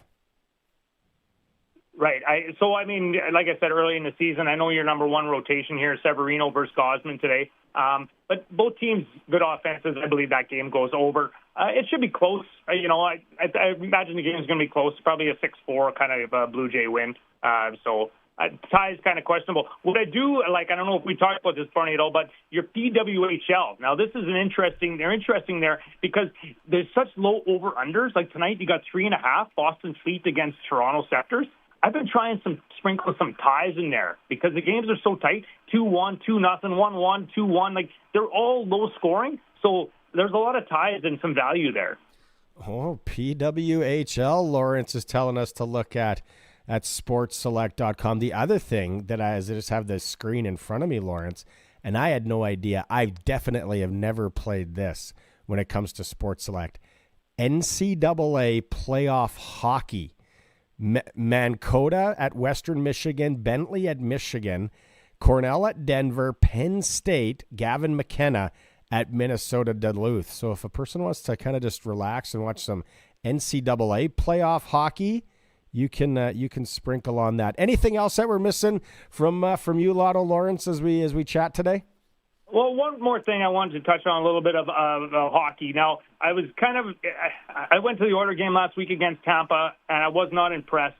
Tampa's a good team, but I was looking at some futures now for hockey, and if Colorado to win the Stanley Cup, 3.6, that's just not enough value there for me. I'm gonna go and dip into something else. We talked about Minnesota before. The 7th best odds right now, according to Sports Select, at 14.5. And Anaheim, 11th best odds. Anaheim is an interesting group. You know who's been playing well since the Olympic break was the Montreal Canadiens. They seem to be winning any kind of way. Slafkovsky, Caulfield, and Suzuki, one of the hottest lines in hockey. And they're 13th best odds, 34-1 to win the Stanley Cup. I mean, there's a bit of value there. Put $3 or $4 on there, you get over $100. So I like that, and I'm just looking at the Eastern Conference in the futures on sportselect.com. The Canadians are 14-1. The Columbus Blue Jackets, who's a team that I think's a little sneaky, they kind of have that team feel. They're 14 and a half. They're paying as well. What Rick Bowness has done there with Columbus is pretty special. Yeah, they are surprising, and they kind of they got probably potentially a Norris Trophy winner there in Werenski, and he's been leading that group pretty well. So Columbus is a team that you can't sleep on for sure. Lawrence, it's always a pleasure to catch up and do this. Appreciate it. Best of luck with your bets this week. We'll catch up in a week or 10 days. Thanks, Barney.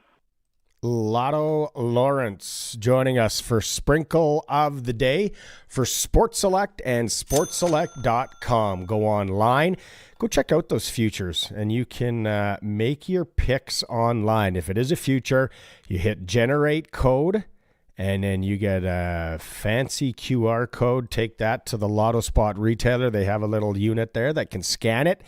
Bingo, bango, and you got your bets. Or you can place them the old way with the slip as well. Every bet is 100% legal. Money stays in Saskatchewan. When you're ready to play, bet with the original Sports Select, and sportselect.com must be 18 plus to play. It's a Sportscage. We are the home of sports in Saskatchewan. Streaming through our YouTube channel at sportscage.com and always on 620 CKRM. Hello? What's your favorite garage door specialist? What? You like scary movies? Because I've seen what happens when you ignore that grinding noise. But it's just a little squeak. That's what they all say. Until the door won't open. Or worse, won't close. So call Busy Bee Doors. Well, why didn't you just lead with that? Jeez. Call Busy Bee Doors. They can fix or replace any commercial or garage door. It's a real scream. Busy Bee Doors, the garage door specialists. The Early Bird Spring Sale is on now at Extreme Hockey and Sport. The entire store is 15 to 25% off. Brands like Yeti, CCM, Bauer, all clothing and apparel. If it's in stock, it's on sale, and it must go to make room for new product. All purchases in February qualify for a custom Yeti summer package valued at $5,000. Locally owned, community-focused, Extreme Hockey and Sport. 1425 McIntyre Street, conveniently located at the Cooperator Center, and online at extremehockey.net. Get it hot and get it fast. Western Pizza. March Madness is here. NHL playoffs, big golf tournaments, and what are you doing? Watching humans chase balls while your stomach cries for mercy. A crust so golden it could win MVP, and toppings piled higher than the coach's stack of playbooks. Pepperoni flying like pucks on ice. Garlic taking a victory lap around your tongue. Western Pizza. Dine in or take out today. And get it hot and get it fast. Western Pizza. So why am I here? Coffee's bad and you're staring at your drill like it owes you money. My Vatterstad Seed Hawk needs new openers. The rows are too tight. Everything's fighting for space. I want better separation and clean placement. Then stop guessing and call Andrew at Dutch Ag. He came right to my farm, looked at my Seed Hawk, and set me up with the right openers. And? Let's just say everything's landing where it should.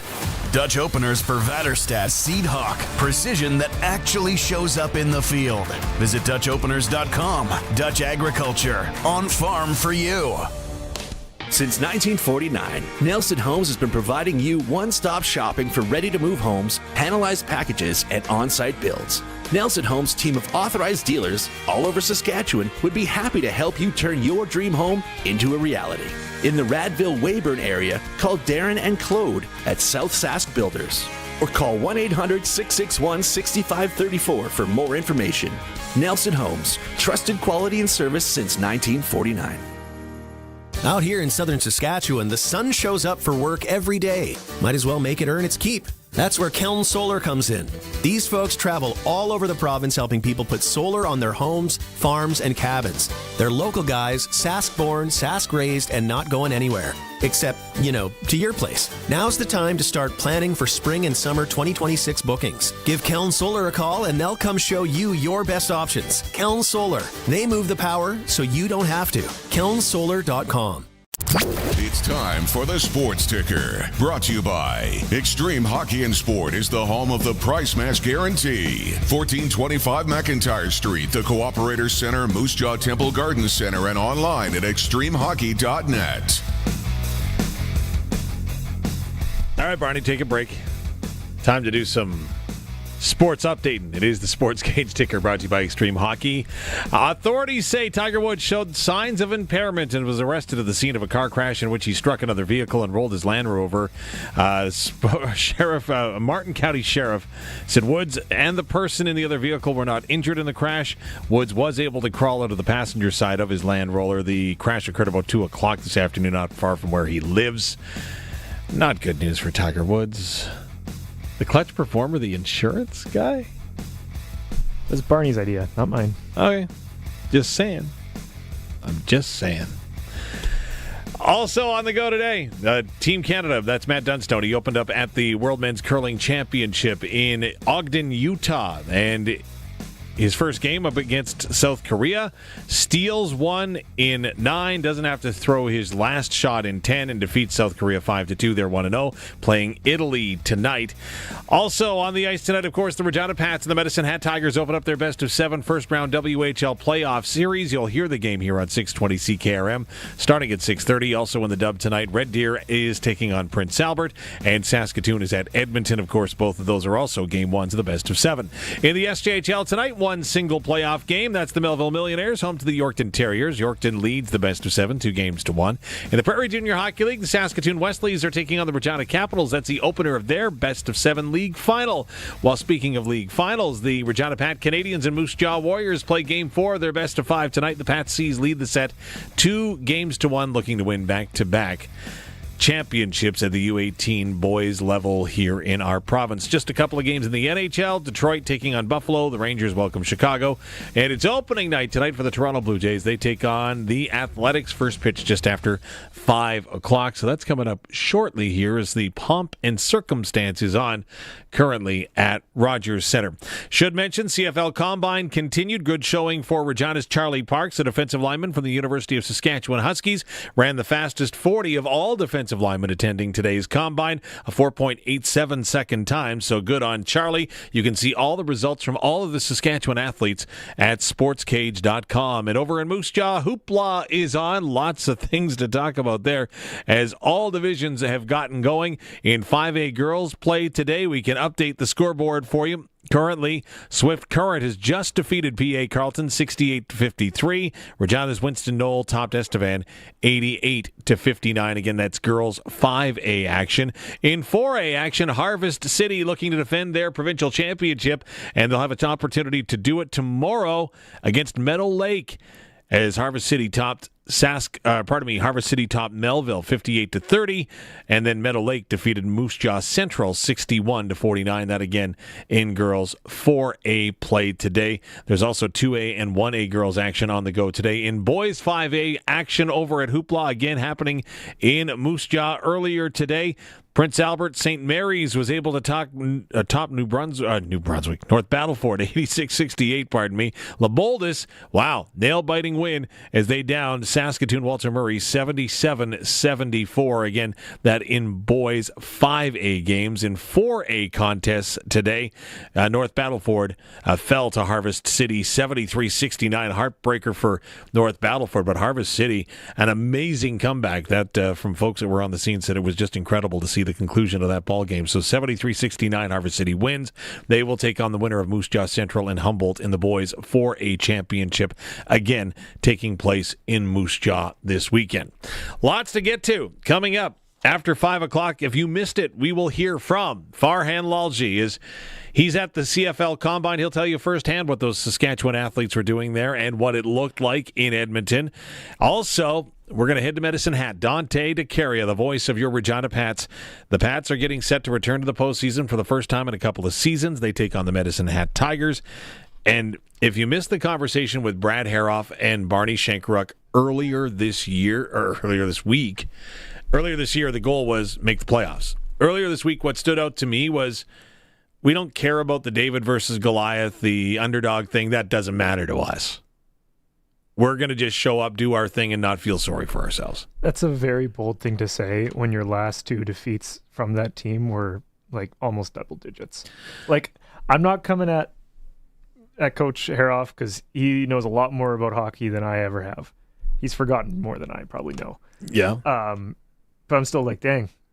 That's a mentality to have when the last 2 times we played them, it was like 11-1 and 10-3 or something, right? You know what I'm very curious about, and I think is going to be interesting to watch in game 1 and 2. I think that the Pats really need to find a way, if they want to have a chance in this series, to find a split in the first 2 games and then not come back behind the 8 ball here. You were just listening to me and Barney in the first hour, weren't you? Pretty much. Yeah, okay. But that was my thoughts exactly. That's all I'm saying. I'm curious to see how the Pats respond, right? Mm-hmm. They're 0-4-1 in their last 5 games. And right, they through all of those, they had an opportunity to get 1 single point and you clinch the playoffs yourself. Mm-hmm. Now, I am definitely not going to say they backed into a postseason spot because they put themselves in a position where other teams had to win and they couldn't do it. But what I will say, though, is I'm very curious because it's almost like the weight of the world can come off their shoulders. Mm-hmm.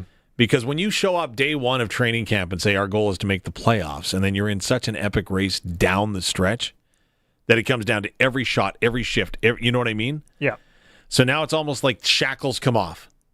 So let's go ahead and see what we can do. Yeah. And Barney alluded to it, right? Barney said in that interview with Haroff, he said, we're kind of playing with house money now, right? Yeah. So what do you got to lose? So, you know what I mean? Yeah, because again, like, we're very glad that we're in the playoffs, but everyone knows this team is built for a couple seasons from now, right? With the youth. So to be in the playoffs, take a run at things, gain some experience, yeah, it'll be great for these guys. I forget when I said this, but I said this earlier this week, I think. The only way it'll be good experience for the guys is if they're not blowout games. Because if the games are a runaway by Medicine Hat, then you're not really gaining anything from that game. So I'm hoping we have 1 or 2 games where it's close and we put the fight in, especially if we manage to steal one in Medicine Hat or get a Game 3 win and then try and make a bit of a series of it. I feel like that's the best case scenario. Of course, winning is the best case scenario, right? Yeah. But assuming we lose the series, best case scenario is to have a couple close games, maybe even a win, I think, to give the guys some actual playoff experience. Just, how do I say this? Like, I get it, the whole playoff experience. I completely understand what you're saying. Yeah. I have been scouring social media all afternoon trying to find out whether or not the Pat Canadians or the Regina Pats release their lineup. Mm-hmm. And you don't have to do it before 2 hours for game time in the Western Hockey League. Where's Maddox, Schultz, and Liam Pugh tonight? Because, of course, the Regina Pat Canadians trying to close out the Moose Jaw Warriors, and that is not going to be a fun task. All 3 games thus far in the series have gone into overtime. Yep. I wouldn't want to speculate where they are. When do they have to drop their roster? The Pat Canadians? Yeah. Or the Pats have to do it by 5 o'clock our time? Yeah. And the Pat Canadians, when would they have to, quote-unquote, drop their roster? I don't know what that is. I don't know what that looks like. Yeah. Well, I guess we'll have a Pats roster in about 5 minutes, so we'll know, right? Okay, so obviously Dante is there in Medicine Hat. Hopefully, if I'm a betting man, he's not going to get to know the lineup until after he's done talking with Barney. Probably. But where do you think they should play? I think you leave them with the Canadians. Yes. You want to finish off your playoff series there, right? And then go, whenever that series is done, go to the Pats. Maybe you don't play the next game if it's a back-to-back situation. But then go to the Pats, finish off that series. And then I feel like even if we win the series, which I think is well known my thoughts at this point, I don't think we will. Even if we win the series, I think you go then back to the Pat Canadians for the West Regionals. The West Regionals. Yeah. See, and that's, like I say, I think it's been a masterful job between the 2 organizations to figure that out. Mm-hmm. This is the last point I'll make on that, is with the Western Regionals, they get going Thursday, Friday, Saturday, Sunday next weekend for a trip to the TELUS Cup. Yeah. Potentially, if you wanted to play Maddox, Schultz, and Liam Pugh, right, with the Pats, they'd have to go Tuesday or Wednesday. Or both. Yeah. And then you've got Tuesday, Wednesday, Thursday, Friday, Saturday, Sunday potential games for those 2. That's a bit of an uphill battle. A little bit. I'm sure I don't know about Liam and Maddox because I don't know them personally, but I'm sure there's a few athletes out there are like Yes, please let me. True. I want to. Very true. What would you do? Would you have them in? Let us know. 306-936-6262 on the Prairie Land Rentals text line. We'll take a break and then go to Medicine Hat with Dante to Caria. He joins us after your news at 5 o'clock. Of course, this is the Sports Cage. We are streaming on YouTube, X, and at sportscage.com. And we're on your radio at 620 CKRM. The Country Music Rewind with Colin Lovequist. We'll look back at some of the big shakers and movers of the country music scene. Some cats reinvented themselves. Others, they did what works for them the best. We'll feature the top 25 on your Country Music Rewind. The Country Music Rewind with Colin Lovequist. Brought to you by Crawford's No Frills. Saturday afternoons at 4 and Sunday afternoons at 1 on Country's Greatest Hits. 620 CKRM. You cut the grass, we'll cut the deal at Brant Agriculture. Get 0% financing for 84 months, plus cash rebates and bonuses on select John Deere turf equipment. Save on compact utility tractors, riding lawnmowers, and utility vehicles. Get it from people who get it. Offer ends April 30th, 2026. Some restrictions may apply. See dealer for details. Debt can take over your life. The stress, the constant worry, it can feel like you're drowning. When people come to see me, they're often anxious and feeling hopeless. But when I explain how I can help them get out of debt, those feelings melt away. I'm Jasmine Brown, a licensed insolvency trustee at BDO here in Regina. I will create a personalized debt relief plan so you can move forward with confidence. Call 1-833-BDO-TALK or visit bdodebt.ca to discover your debt-free future.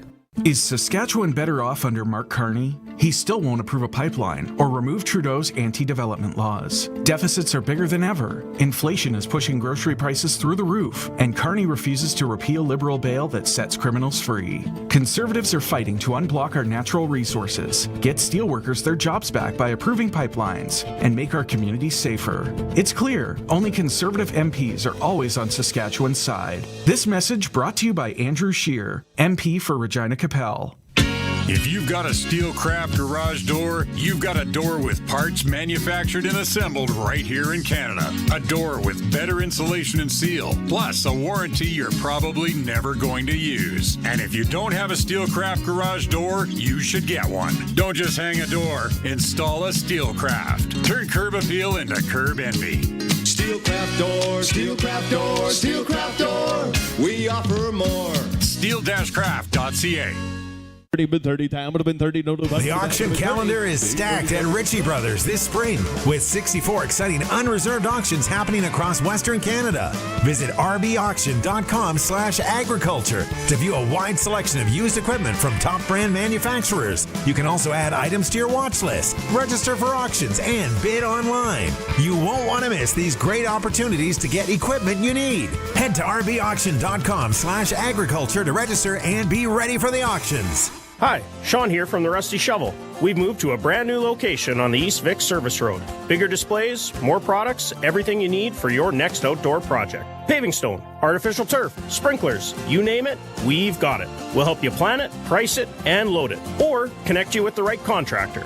And we'll be showing off our products at the Spring Home Show, so come say hi. Visit therustyshovel.ca or come see us on the East Vic Service Road. Great projects start at the Shovel. The Rusty Shovel Landscape Shop. 2 green thumbs up. Want to get a delicious 50% off? Like now? Skip to the good part and save up to $15 on orders of $30 or more in the Skip app. Use code NOW50 at checkout. Like now. Terms apply only on Skip.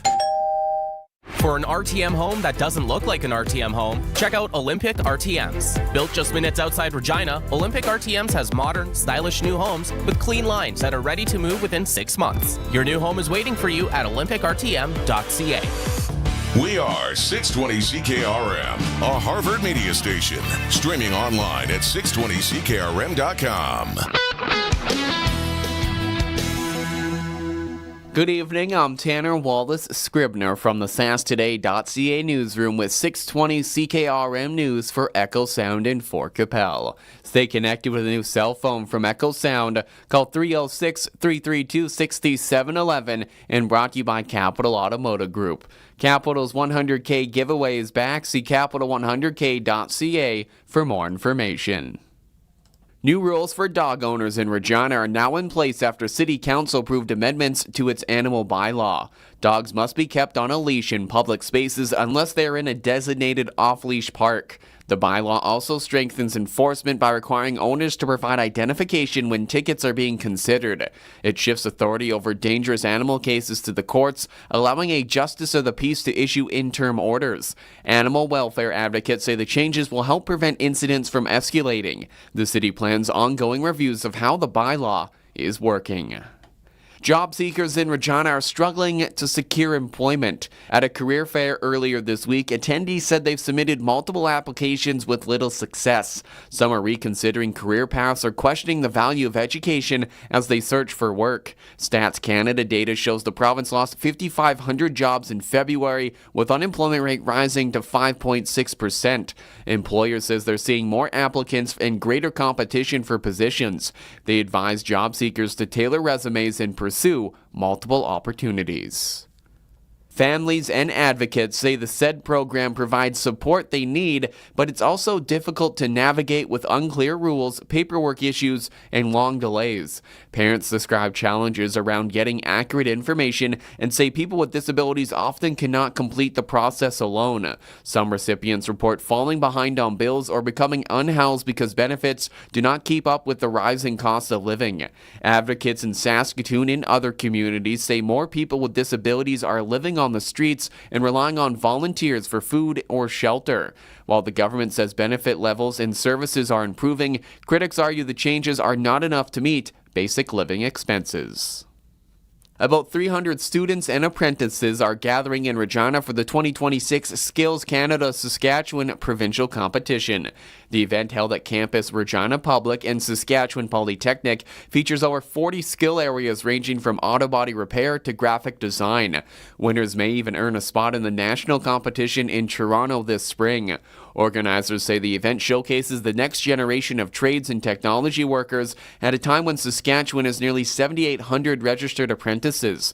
The public is invited to watch the competition and explore a career fair with hands-on activities.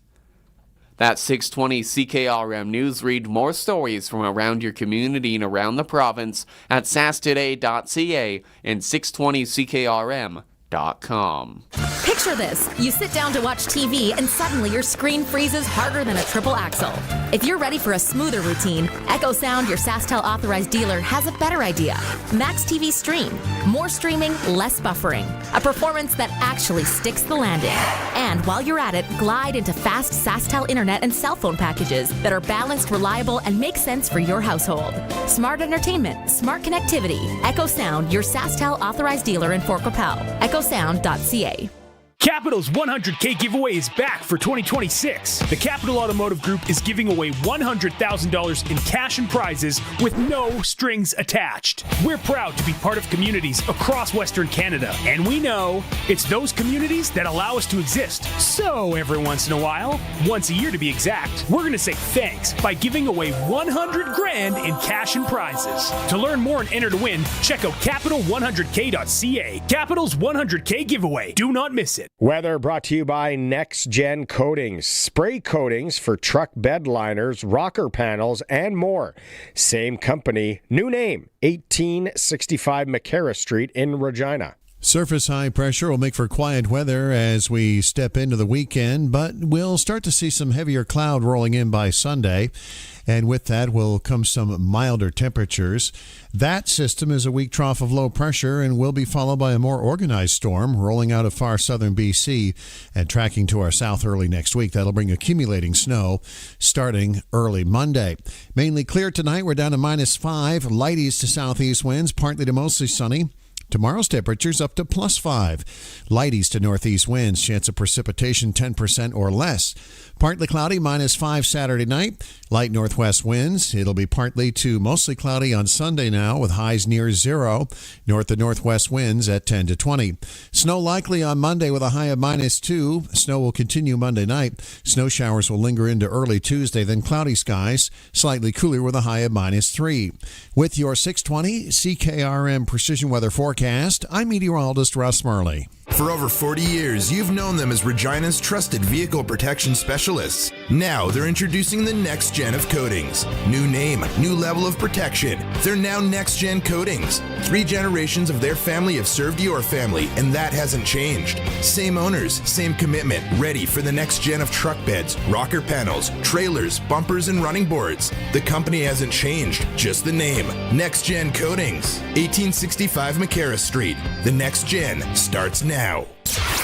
Broadcasting from Century Studios in downtown Regina, Harvard Media presents The Sports Cage, where Saskatchewan comes to talk local sports. Brought to you by Nelson Homes, supplying home packages and RTMs for over 65 years. Be part of the show. Call 1-866-767-0620 or text 306-936-6262. The Sports Cage. Streaming at sportscage.com, our YouTube channel, and on the radio at 620 CKRM.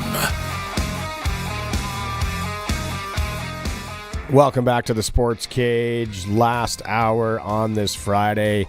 It's playoff season. Talked about it earlier in the show. Obviously, some SJHL going on. Just the one game this evening in the SJ. Yorkton is in Melville. Yorkton leading that series 2-1. We got game 4. Regina Pats Canadians, Moose Jaw Warriors. Regina, another chance to try and win the U18 Midget AAA Championship. Senior hockey, we got Kenora at Langenberg, game 5. Moosomin at Redvers, game 5, the Kenora Langenberg, that's the Sask East Championship. It'll be handed out tonight. And then, of course, the Big 6 for Moosomin and Redvers. So just playoff hockey. And then the WHL playoffs start tonight. Out on the Western Pizza guest hotline again, voice of the Regina Pats, Dante to Caria, joining us from Medicine Hat, Alberta. All right, it is the matchup. We kind of thought that this was going to be the case. Dante, the powerful Medicine Hat Tigers. We talked to Brad Haroff on Wednesday. What are the Pats going to have to do to erase those last 2 games that and the scores, do you think, and just be able to hang in? And you got a chip at a chair now, but you want to just hang in and see what can happen against Medicine Hat here.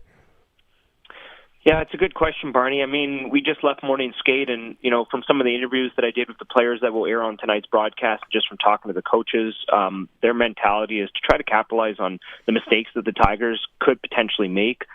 This is a team that scored 6 or more in 12 of their last 19 games of the season. They led the WHL with, on average, 5.12 goals per game this year. So they're known to put the puck in the back of the net, essentially at one of the highest paces in the entire CHL, if not just the WHL. So with that comes high risk, high reward. They're a team that likes to score off the rush. They will capitalize on turnovers. They move the puck out of their zone very quick. Their transition play is huge. So I think Regina has to be very opportunistic, if that makes any sense, Barney, as far as looking for potential turnovers that happen at their blue line, maybe cue plays they'll try to make in the D zone to bump it off the wall and get the puck out. There's really not much you can do as far as what the Ruck Twins will do with the puck. I mean, they're going to have the puck the majority of the game, let's be honest. But what Regina has to do is to kind of protect the home plate area, and that's to try to limit shots for the middle of the ice. This is a team, just from watching, I was watching their practice earlier today, and just kind of watching how they move the puck. As soon as the puck is on the guy's stick, it's already on someone else's stick. Like, they're thinking 2 steps ahead of where the puck is already at. Like, that's how gifted this team are. So I think Regina needs to anticipate those reads efficiently, and they're going to have to play good defense, let's be honest. I mean, this is a Tigers team that knows how to score, so the only way you can beat them is to, hold them to, say, 3 or less. Yeah. When we talked to Brad on Wednesday, he kind of made it clear, and it's a good point. It's like, you can't play scared and cautious is scared, and you're going to have to, play the game and try and get some mojo going. But I'm wondering, will the Pats try and kind of seize things up, maybe for the obviously blocking shots and collapsing and just not letting a lot of things get to the net. just that greasy playoff hockey. Does this young Pats team, do they have that in them, do you think, Dante? Well, the one thing I will say is they'll be without Keats Fawcett, who took morning skate this morning, but it looks like after missing the final 2 games of the regular season, is not able to play in tonight's game, which is a huge loss for the team because he's such an important piece offensively. He led Regina with 30 goals this year. So maybe you're onto something as far as the style of game that they have to play. But you mentioned Brad's comments. I actually tuned into that interview and watched what he had to say. And the one thing that kind of stood out to me about Brad's comments, and I totally agree with him, is that when you get rid of the puck, you have to put it into places where you can retrieve it. You're not just getting rid of the puck and dumping it in just to give it back to their D, because that's not a recipe for success. If you get to center and dump the puck in and essentially just give it to them for them to break it out, well, they're going to have possession the majority of the game, and that's not a recipe for success. So you mentioned that greasy style, that style of hockey. I think they're going to have to be very physical. I think if they can get on their D, like if you look at the Florida Panthers, and I'm not saying the Pats have the type of players the Florida Panthers have, but if you look at, what Florida was able to do and what Paul Maurice kind of preached to their team, he wants their forwards to really get in on their D and hit them hard so that they have to think twice when they have to break out the puck. And I look at, some of the guys that are maybe on the third and fourth line that are going to have to do that. And without a Keats Fawcett in the lineup, they're going to have to try to find different ways to produce offense because they're missing one of their top goal scorers. Yeah. Who steps up? Who needs to step up for this team? Maybe that's a little bit of a loaded question. No, I have the answer. It's got to be the older guys. It's got to be Caden Brown. I mean, he went the last 13 games of the season without a goal. He needs to step it up. He's got 26 career playoff games under his belt. I mean, this is a guy that has to produce. I mean, if the Pats want to have a chance in this series, he needs to be a leader on and off the ice. He needs to produce. To me, the most consistent offensive player, whether he produces or not over the course of the season, other than Maddox Schultz, has been Zach Lancer. And he was the only player this year to play in all 68 games. So I'm looking to him as another player that can produce offensively as well. But, yeah, I mean, Caden Brown, he's 20 years old. This is his last kick at the can. He's been on some deep playoff runs with both Prince George and the Everett Silvertips. He's been there before. He's done it. Ephraim McNutt, although he's been really good, he had finished with 19 points over his last 17 games, has been there, done it. He's been to a conference final with Prince George when they lost to Portland. He has the most playoff experience on this team, just like Caden Brown does. So those are the two players that I look to. Now, in Ephraim's case, I think he's been amazing all year long, to be quite honest with you. He leads by example. He's awesome. But with Brown, kind of quieted down in the month of March, and he really needs, needs to wipe the slate clean and really need to get back, like he was scoring, about, I'd say 5 weeks ago. Marek Schlenker, obviously, going to see a lot of rubber. He'll be key. Schlenker's actually not going to get the start in that tonight. It's going to be Taylor Tabashnik. Oh, wow. Yeah, that threw me for a curveball today. I was at morning skate and I watched who was still on the ice at the end, and Tabashnik was the first one off the ice.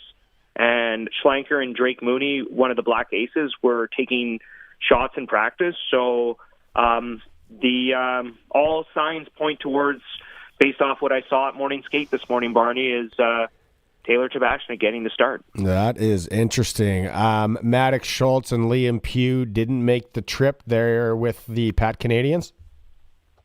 That is correct. Yeah, they're looking to potentially win the U18 championship tonight against the Moose Jaw Winmar Warriors. So obviously wishing them all the best.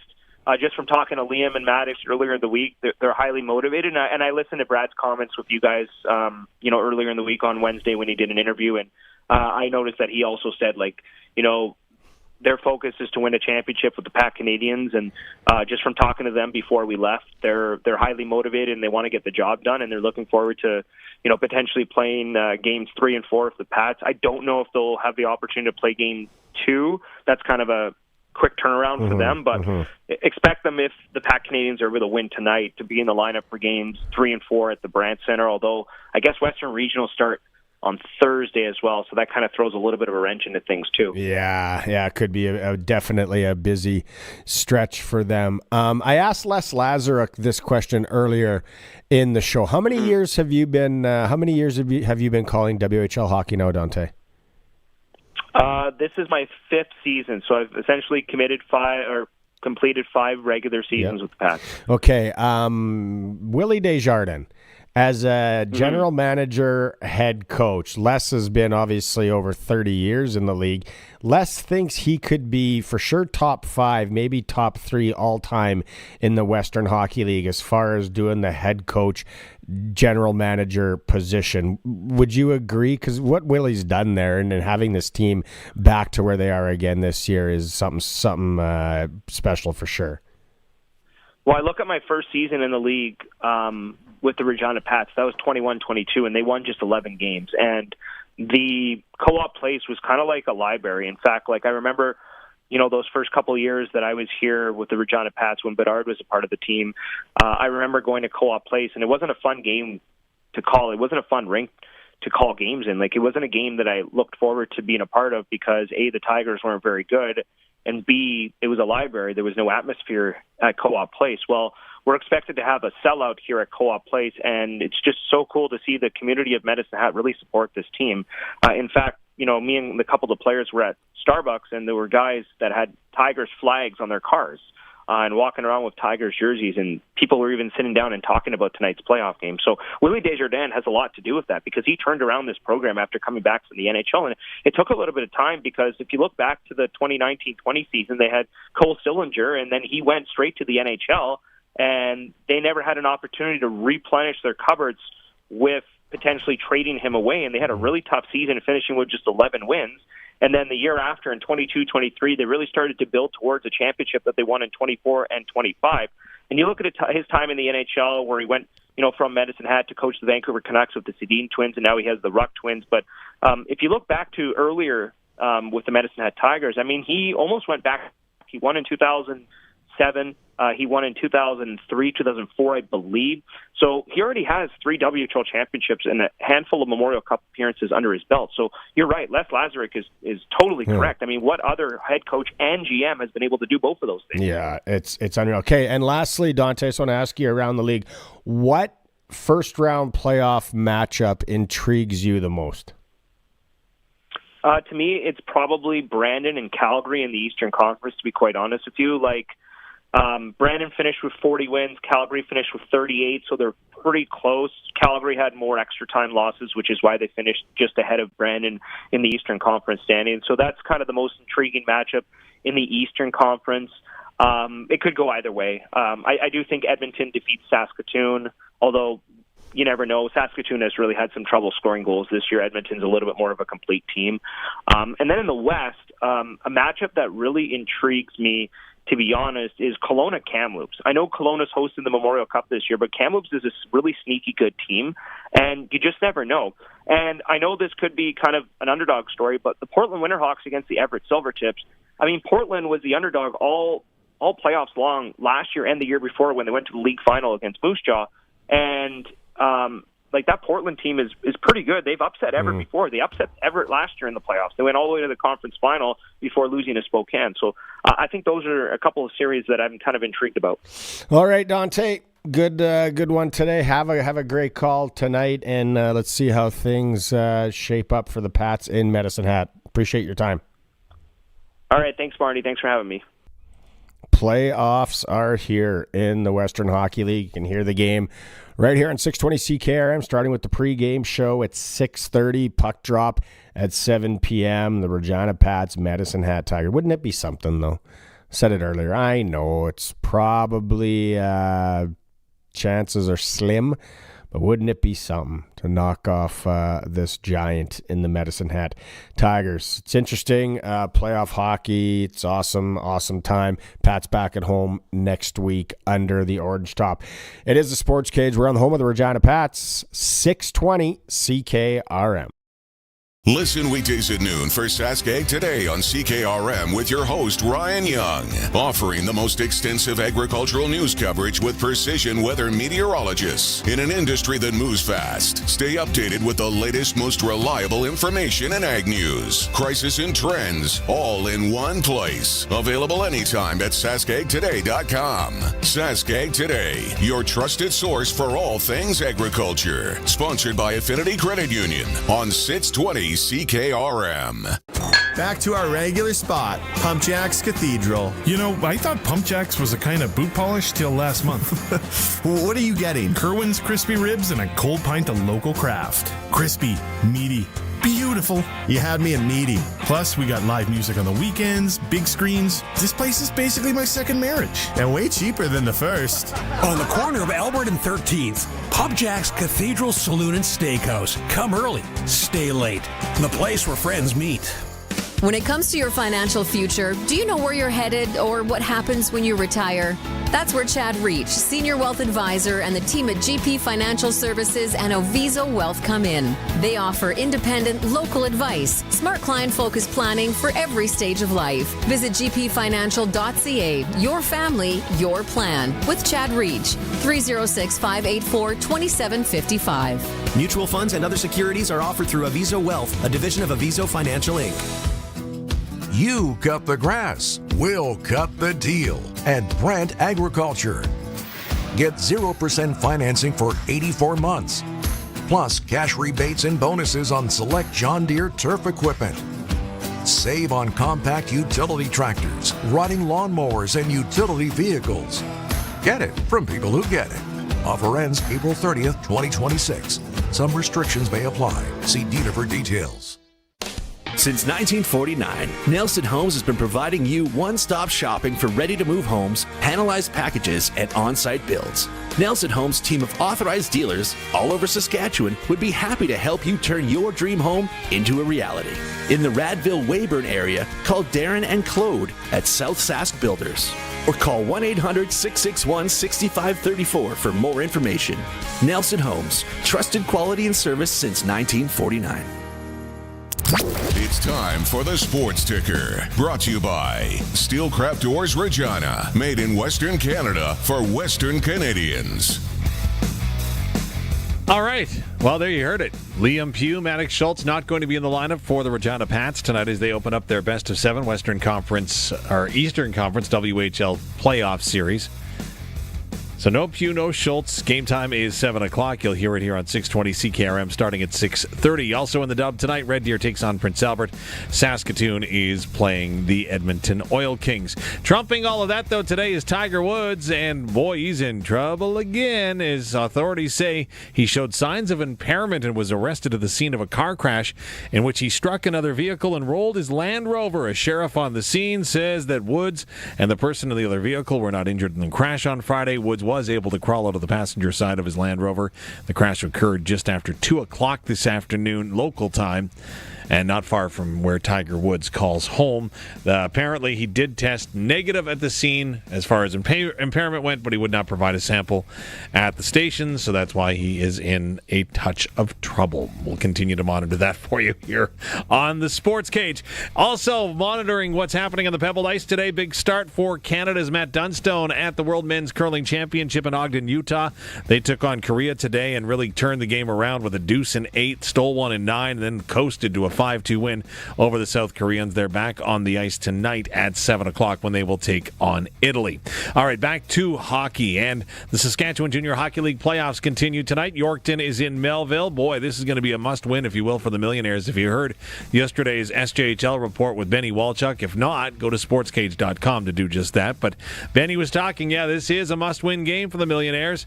Game time is 7 o'clock. Of course, Yorkton leading that best of 7, 2-1. In the Prairie Junior Hockey League, the league final begins tonight. Saskatoon Wesleys are here in Regina to take on the Capitals. Puck hits the ice at 7:45. It's game 1 of the best of 7 series. Meantime, over in Moose Jaw, all eyes going to be on the Regina Pat Canadians and the Warriors. It is game number 4 of their best of 5. Regina leading the set 2-1. Each and every one of those 3 games have gone into overtime, so it is some spectacular hockey. A berth in the Westerns on the line. Both teams have qualified, but of course, going through the front door as league champions would be a big bonus. And of course, the Regina Pat Canadians are defending their league title. In the National Hockey League, just 2 games tonight. Detroit is in Buffalo. The Rangers welcome Chicago. Well, they're just about to get underway at Rogers Center in Toronto. The Blue Jays taking on the Athletics. It's opening night tonight for the Jays.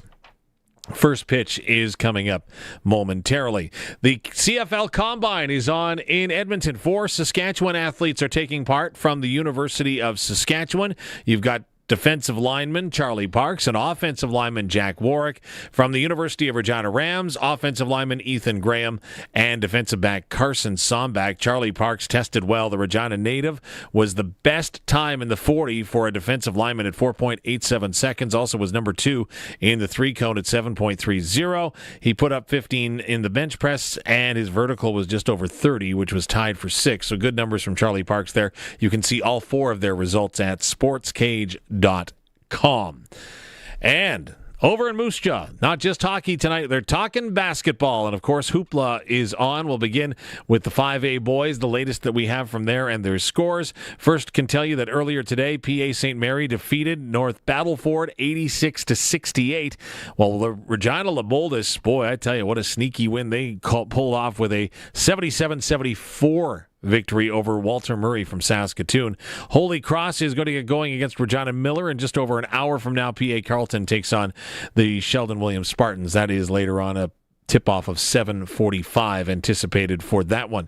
That is the 5A. In 4A, earlier in the day, Atlee Simon and his Harvest City team, boy, the Reapers, able to sew a 73-69 victory over North Battleford to advance to the final. They'll play the winner of Moose Jaw Central and Humboldt, who are currently on the court. Again, that is boys 4A action. In girls action today and the 5A draw, Winston Knoll was able to defeat Estevan earlier this morning, 88-59. Swift Current top PA Carleton 68-53.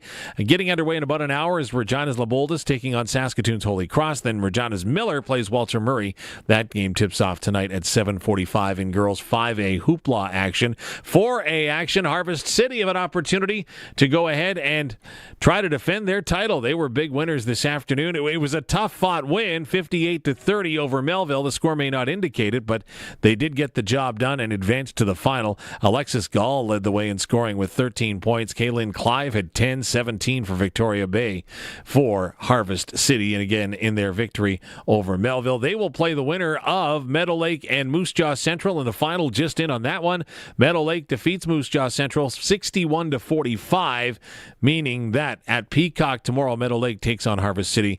First tip-off tomorrow evening is at 5 o'clock. And that's a look at your Sports Cage ticker for Steelcraft Doors. Did I miss anything? I think I got everything. I think you got everything that time. That time? You're suggesting there were other times that I didn't? Michael Kingsbury retiring, I mentioned. Oh, you did mention that, yeah. Yeah, so that one's on me. Yeah, for those who didn't hear, he is retiring, doing one last dance at his home hills. What do you call it? They probably have they would have mountains in Quebec, so. Oh, of course they do, yeah. But, also March Madness going right now. Duke and St. John's, 11:49 left in the first half, or into the first half. St. John's is up 19-15. Early, but you gotta be up at some point to have a chance beating a number one. So that's true. And then Alabama Michigan tip off is in 20 minutes, but everyone's probably watching either local hockey or the Blue Jays. So. Just saying, right? Yeah. Which, while you were doing the ticker there, we have it up. Oh, look, there's Joe Carter. That's not Joe Carter. That's Vernon Wells. Sorry. And Jose Bautista. There we go. You know, that's one thing that the Toronto Blue Jays, I have to admit, over the last 4, maybe 5 years, like since the pandemic, they've really done a nice job of honoring their alumni. Mm-hmm. And it's pretty cool. And right now they've got 5 guys out there throwing out the first pitch. Davis Schneider was not one of the... There you go. Players for the Jays to receive that pitch. While you're doing your ticker there, I was just peeking over, keeping an eye on the festivities, and they were doing, you know how some of the NHL arenas will do a projection onto the ice for the introductions or whatever? Yeah. And they were doing that onto the field for 5 decades of Blue Jays players and stuff, so they were bringing up famous Blue Jays and stuff like that. But I was like, I'd never thought of doing that onto a ball diamond before, and I guess that's because most of them don't have roofs on them, so I never would have thought of that in the first place. But my follow-up thought to that was, who do you think booked the hotel for opening night? Because somebody in the playoff run was like, you know what? When's opening day going to be? Okay, I'm booking the hotel that weekend. I believe, and again, don't quote me, but I believe a room in the hotel with a field view, right? Because there are other rooms in the hotel where you don't see the field. For a field view, it was nearly $10,000. for opening Something night. like that. Yeah. That wouldn't surprise me. No. But again, I would love to go to opening day, but also you talk about those on-ice, on-field projections. Mm-hmm. I would just simply for that fact love to go see Vegas, because the show that they put on prior to puck drop each and every night apparently is fantastic. Mm-hmm. Best in the NHL from what I've been told. I wouldn't be surprised. Vegas is fairly well known for its theatrics. True. Right? So that wouldn't surprise me at all. Yeah. And while you're there, you might as well catch in a few other things, right? Like, I don't have the finances to go check out the Sphere, but I'm very curious what it looks like inside, you know? Yeah. So, well, Vegas is rumored to be in line for an NBA expansion franchise. Vegas and Seattle, of course. I couldn't believe it. The Supersonics left Seattle 20 years ago. I had no idea it was that long ago. There you go. Yeah, and I feel like whatever team goes to Seattle, I feel like they have to be the Supersonics, right? Mm-hmm. But I wonder if OKC still owns the rights to that name, a la the fight between the Tennessee Titans and the Houston Texans. Yes. So I don't know enough on that, but I wonder if that's the case. And if that is the case, that would be really unfortunate, because when you get a chance to resurrect a team like the Winnipeg Jets. Absolutely. That's exactly where I was thinking right there. Yeah, and it's so easy just to buy back old fans then, right? Mm-hmm. And to kind of pick up where you left off, it feels like. You notice Vancouver was mentioned in expansion talks. Yeah. Did you ever see that on Netflix? There was a documentary on Netflix about the Vancouver Grizzlies and just how it was not run well from day one. I haven't seen the documentary. I'm interested to see it because I appreciate basketball. Yeah. But yeah, I would say I'm not surprised at that. And I think I would love for it to come back. But again, if it's not the Vancouver Grizzlies, which it's not going to be. No, it would not be. Because there's the Memphis Grizzlies. Yeah. So, yeah. What also, speaking of documentaries, if you're looking for something this weekend, right? And again, there's so much sports on this weekend, I'm sure you'll find something very easily. Mm-hmm. If you're looking for something, though, the Montreal Expos documentary, loved that one. And again, so much behind the scenes as to what happened there, and it's interesting whether or not you're going to vilify the owners or not. And again, I know I won't see it in my lifetime, but it would be pretty cool to see the Montreal Expos back in MLB. It would be. I think a lot has to go right in Montreal before you can even start entertaining that. Yeah, very true. All right, that's going to put a bow on it, essentially, as we're going to hear from Farhan, Lalji, and Barney Shankruk. Of course, the CFL Combine is on in Edmonton. We will join Farhan there. If you missed any of our guests tonight, of course, Dante Caria, who you'll hear on the radio starting at 6:30 with Regina Pats Hockey here on 620 CKRM. Thanks to him, we had Eric Francis earlier today. And, of course, we did some sprinkles and heard from Les Lazaruk, too, the voice of the Saskatoon Blades. All nicely packaged together on a Friday. If you missed a moment of it, go to sportscage.com and check it out. Barney and Farhan are coming up next. This is the Sportscage, streaming at sportscage.com and, of course, on 620 CKRM. Picture this, a crust so golden it could blind a superhero. Toppings piled higher than a stack of pancakes on a trampoline. Every bite, a flavor explosion. Every slice, a hug for your taste buds. Garlic, roasted to perfection. Pepperoni, perfectly spicy. Western Pizza is so good, you'll argue who gets the last slice. Western Pizza. Dine in or take out today. And get it hot and get it fast. Western Pizza. Hi, Sean here from the Rusty Shovel. We've moved to a brand new location on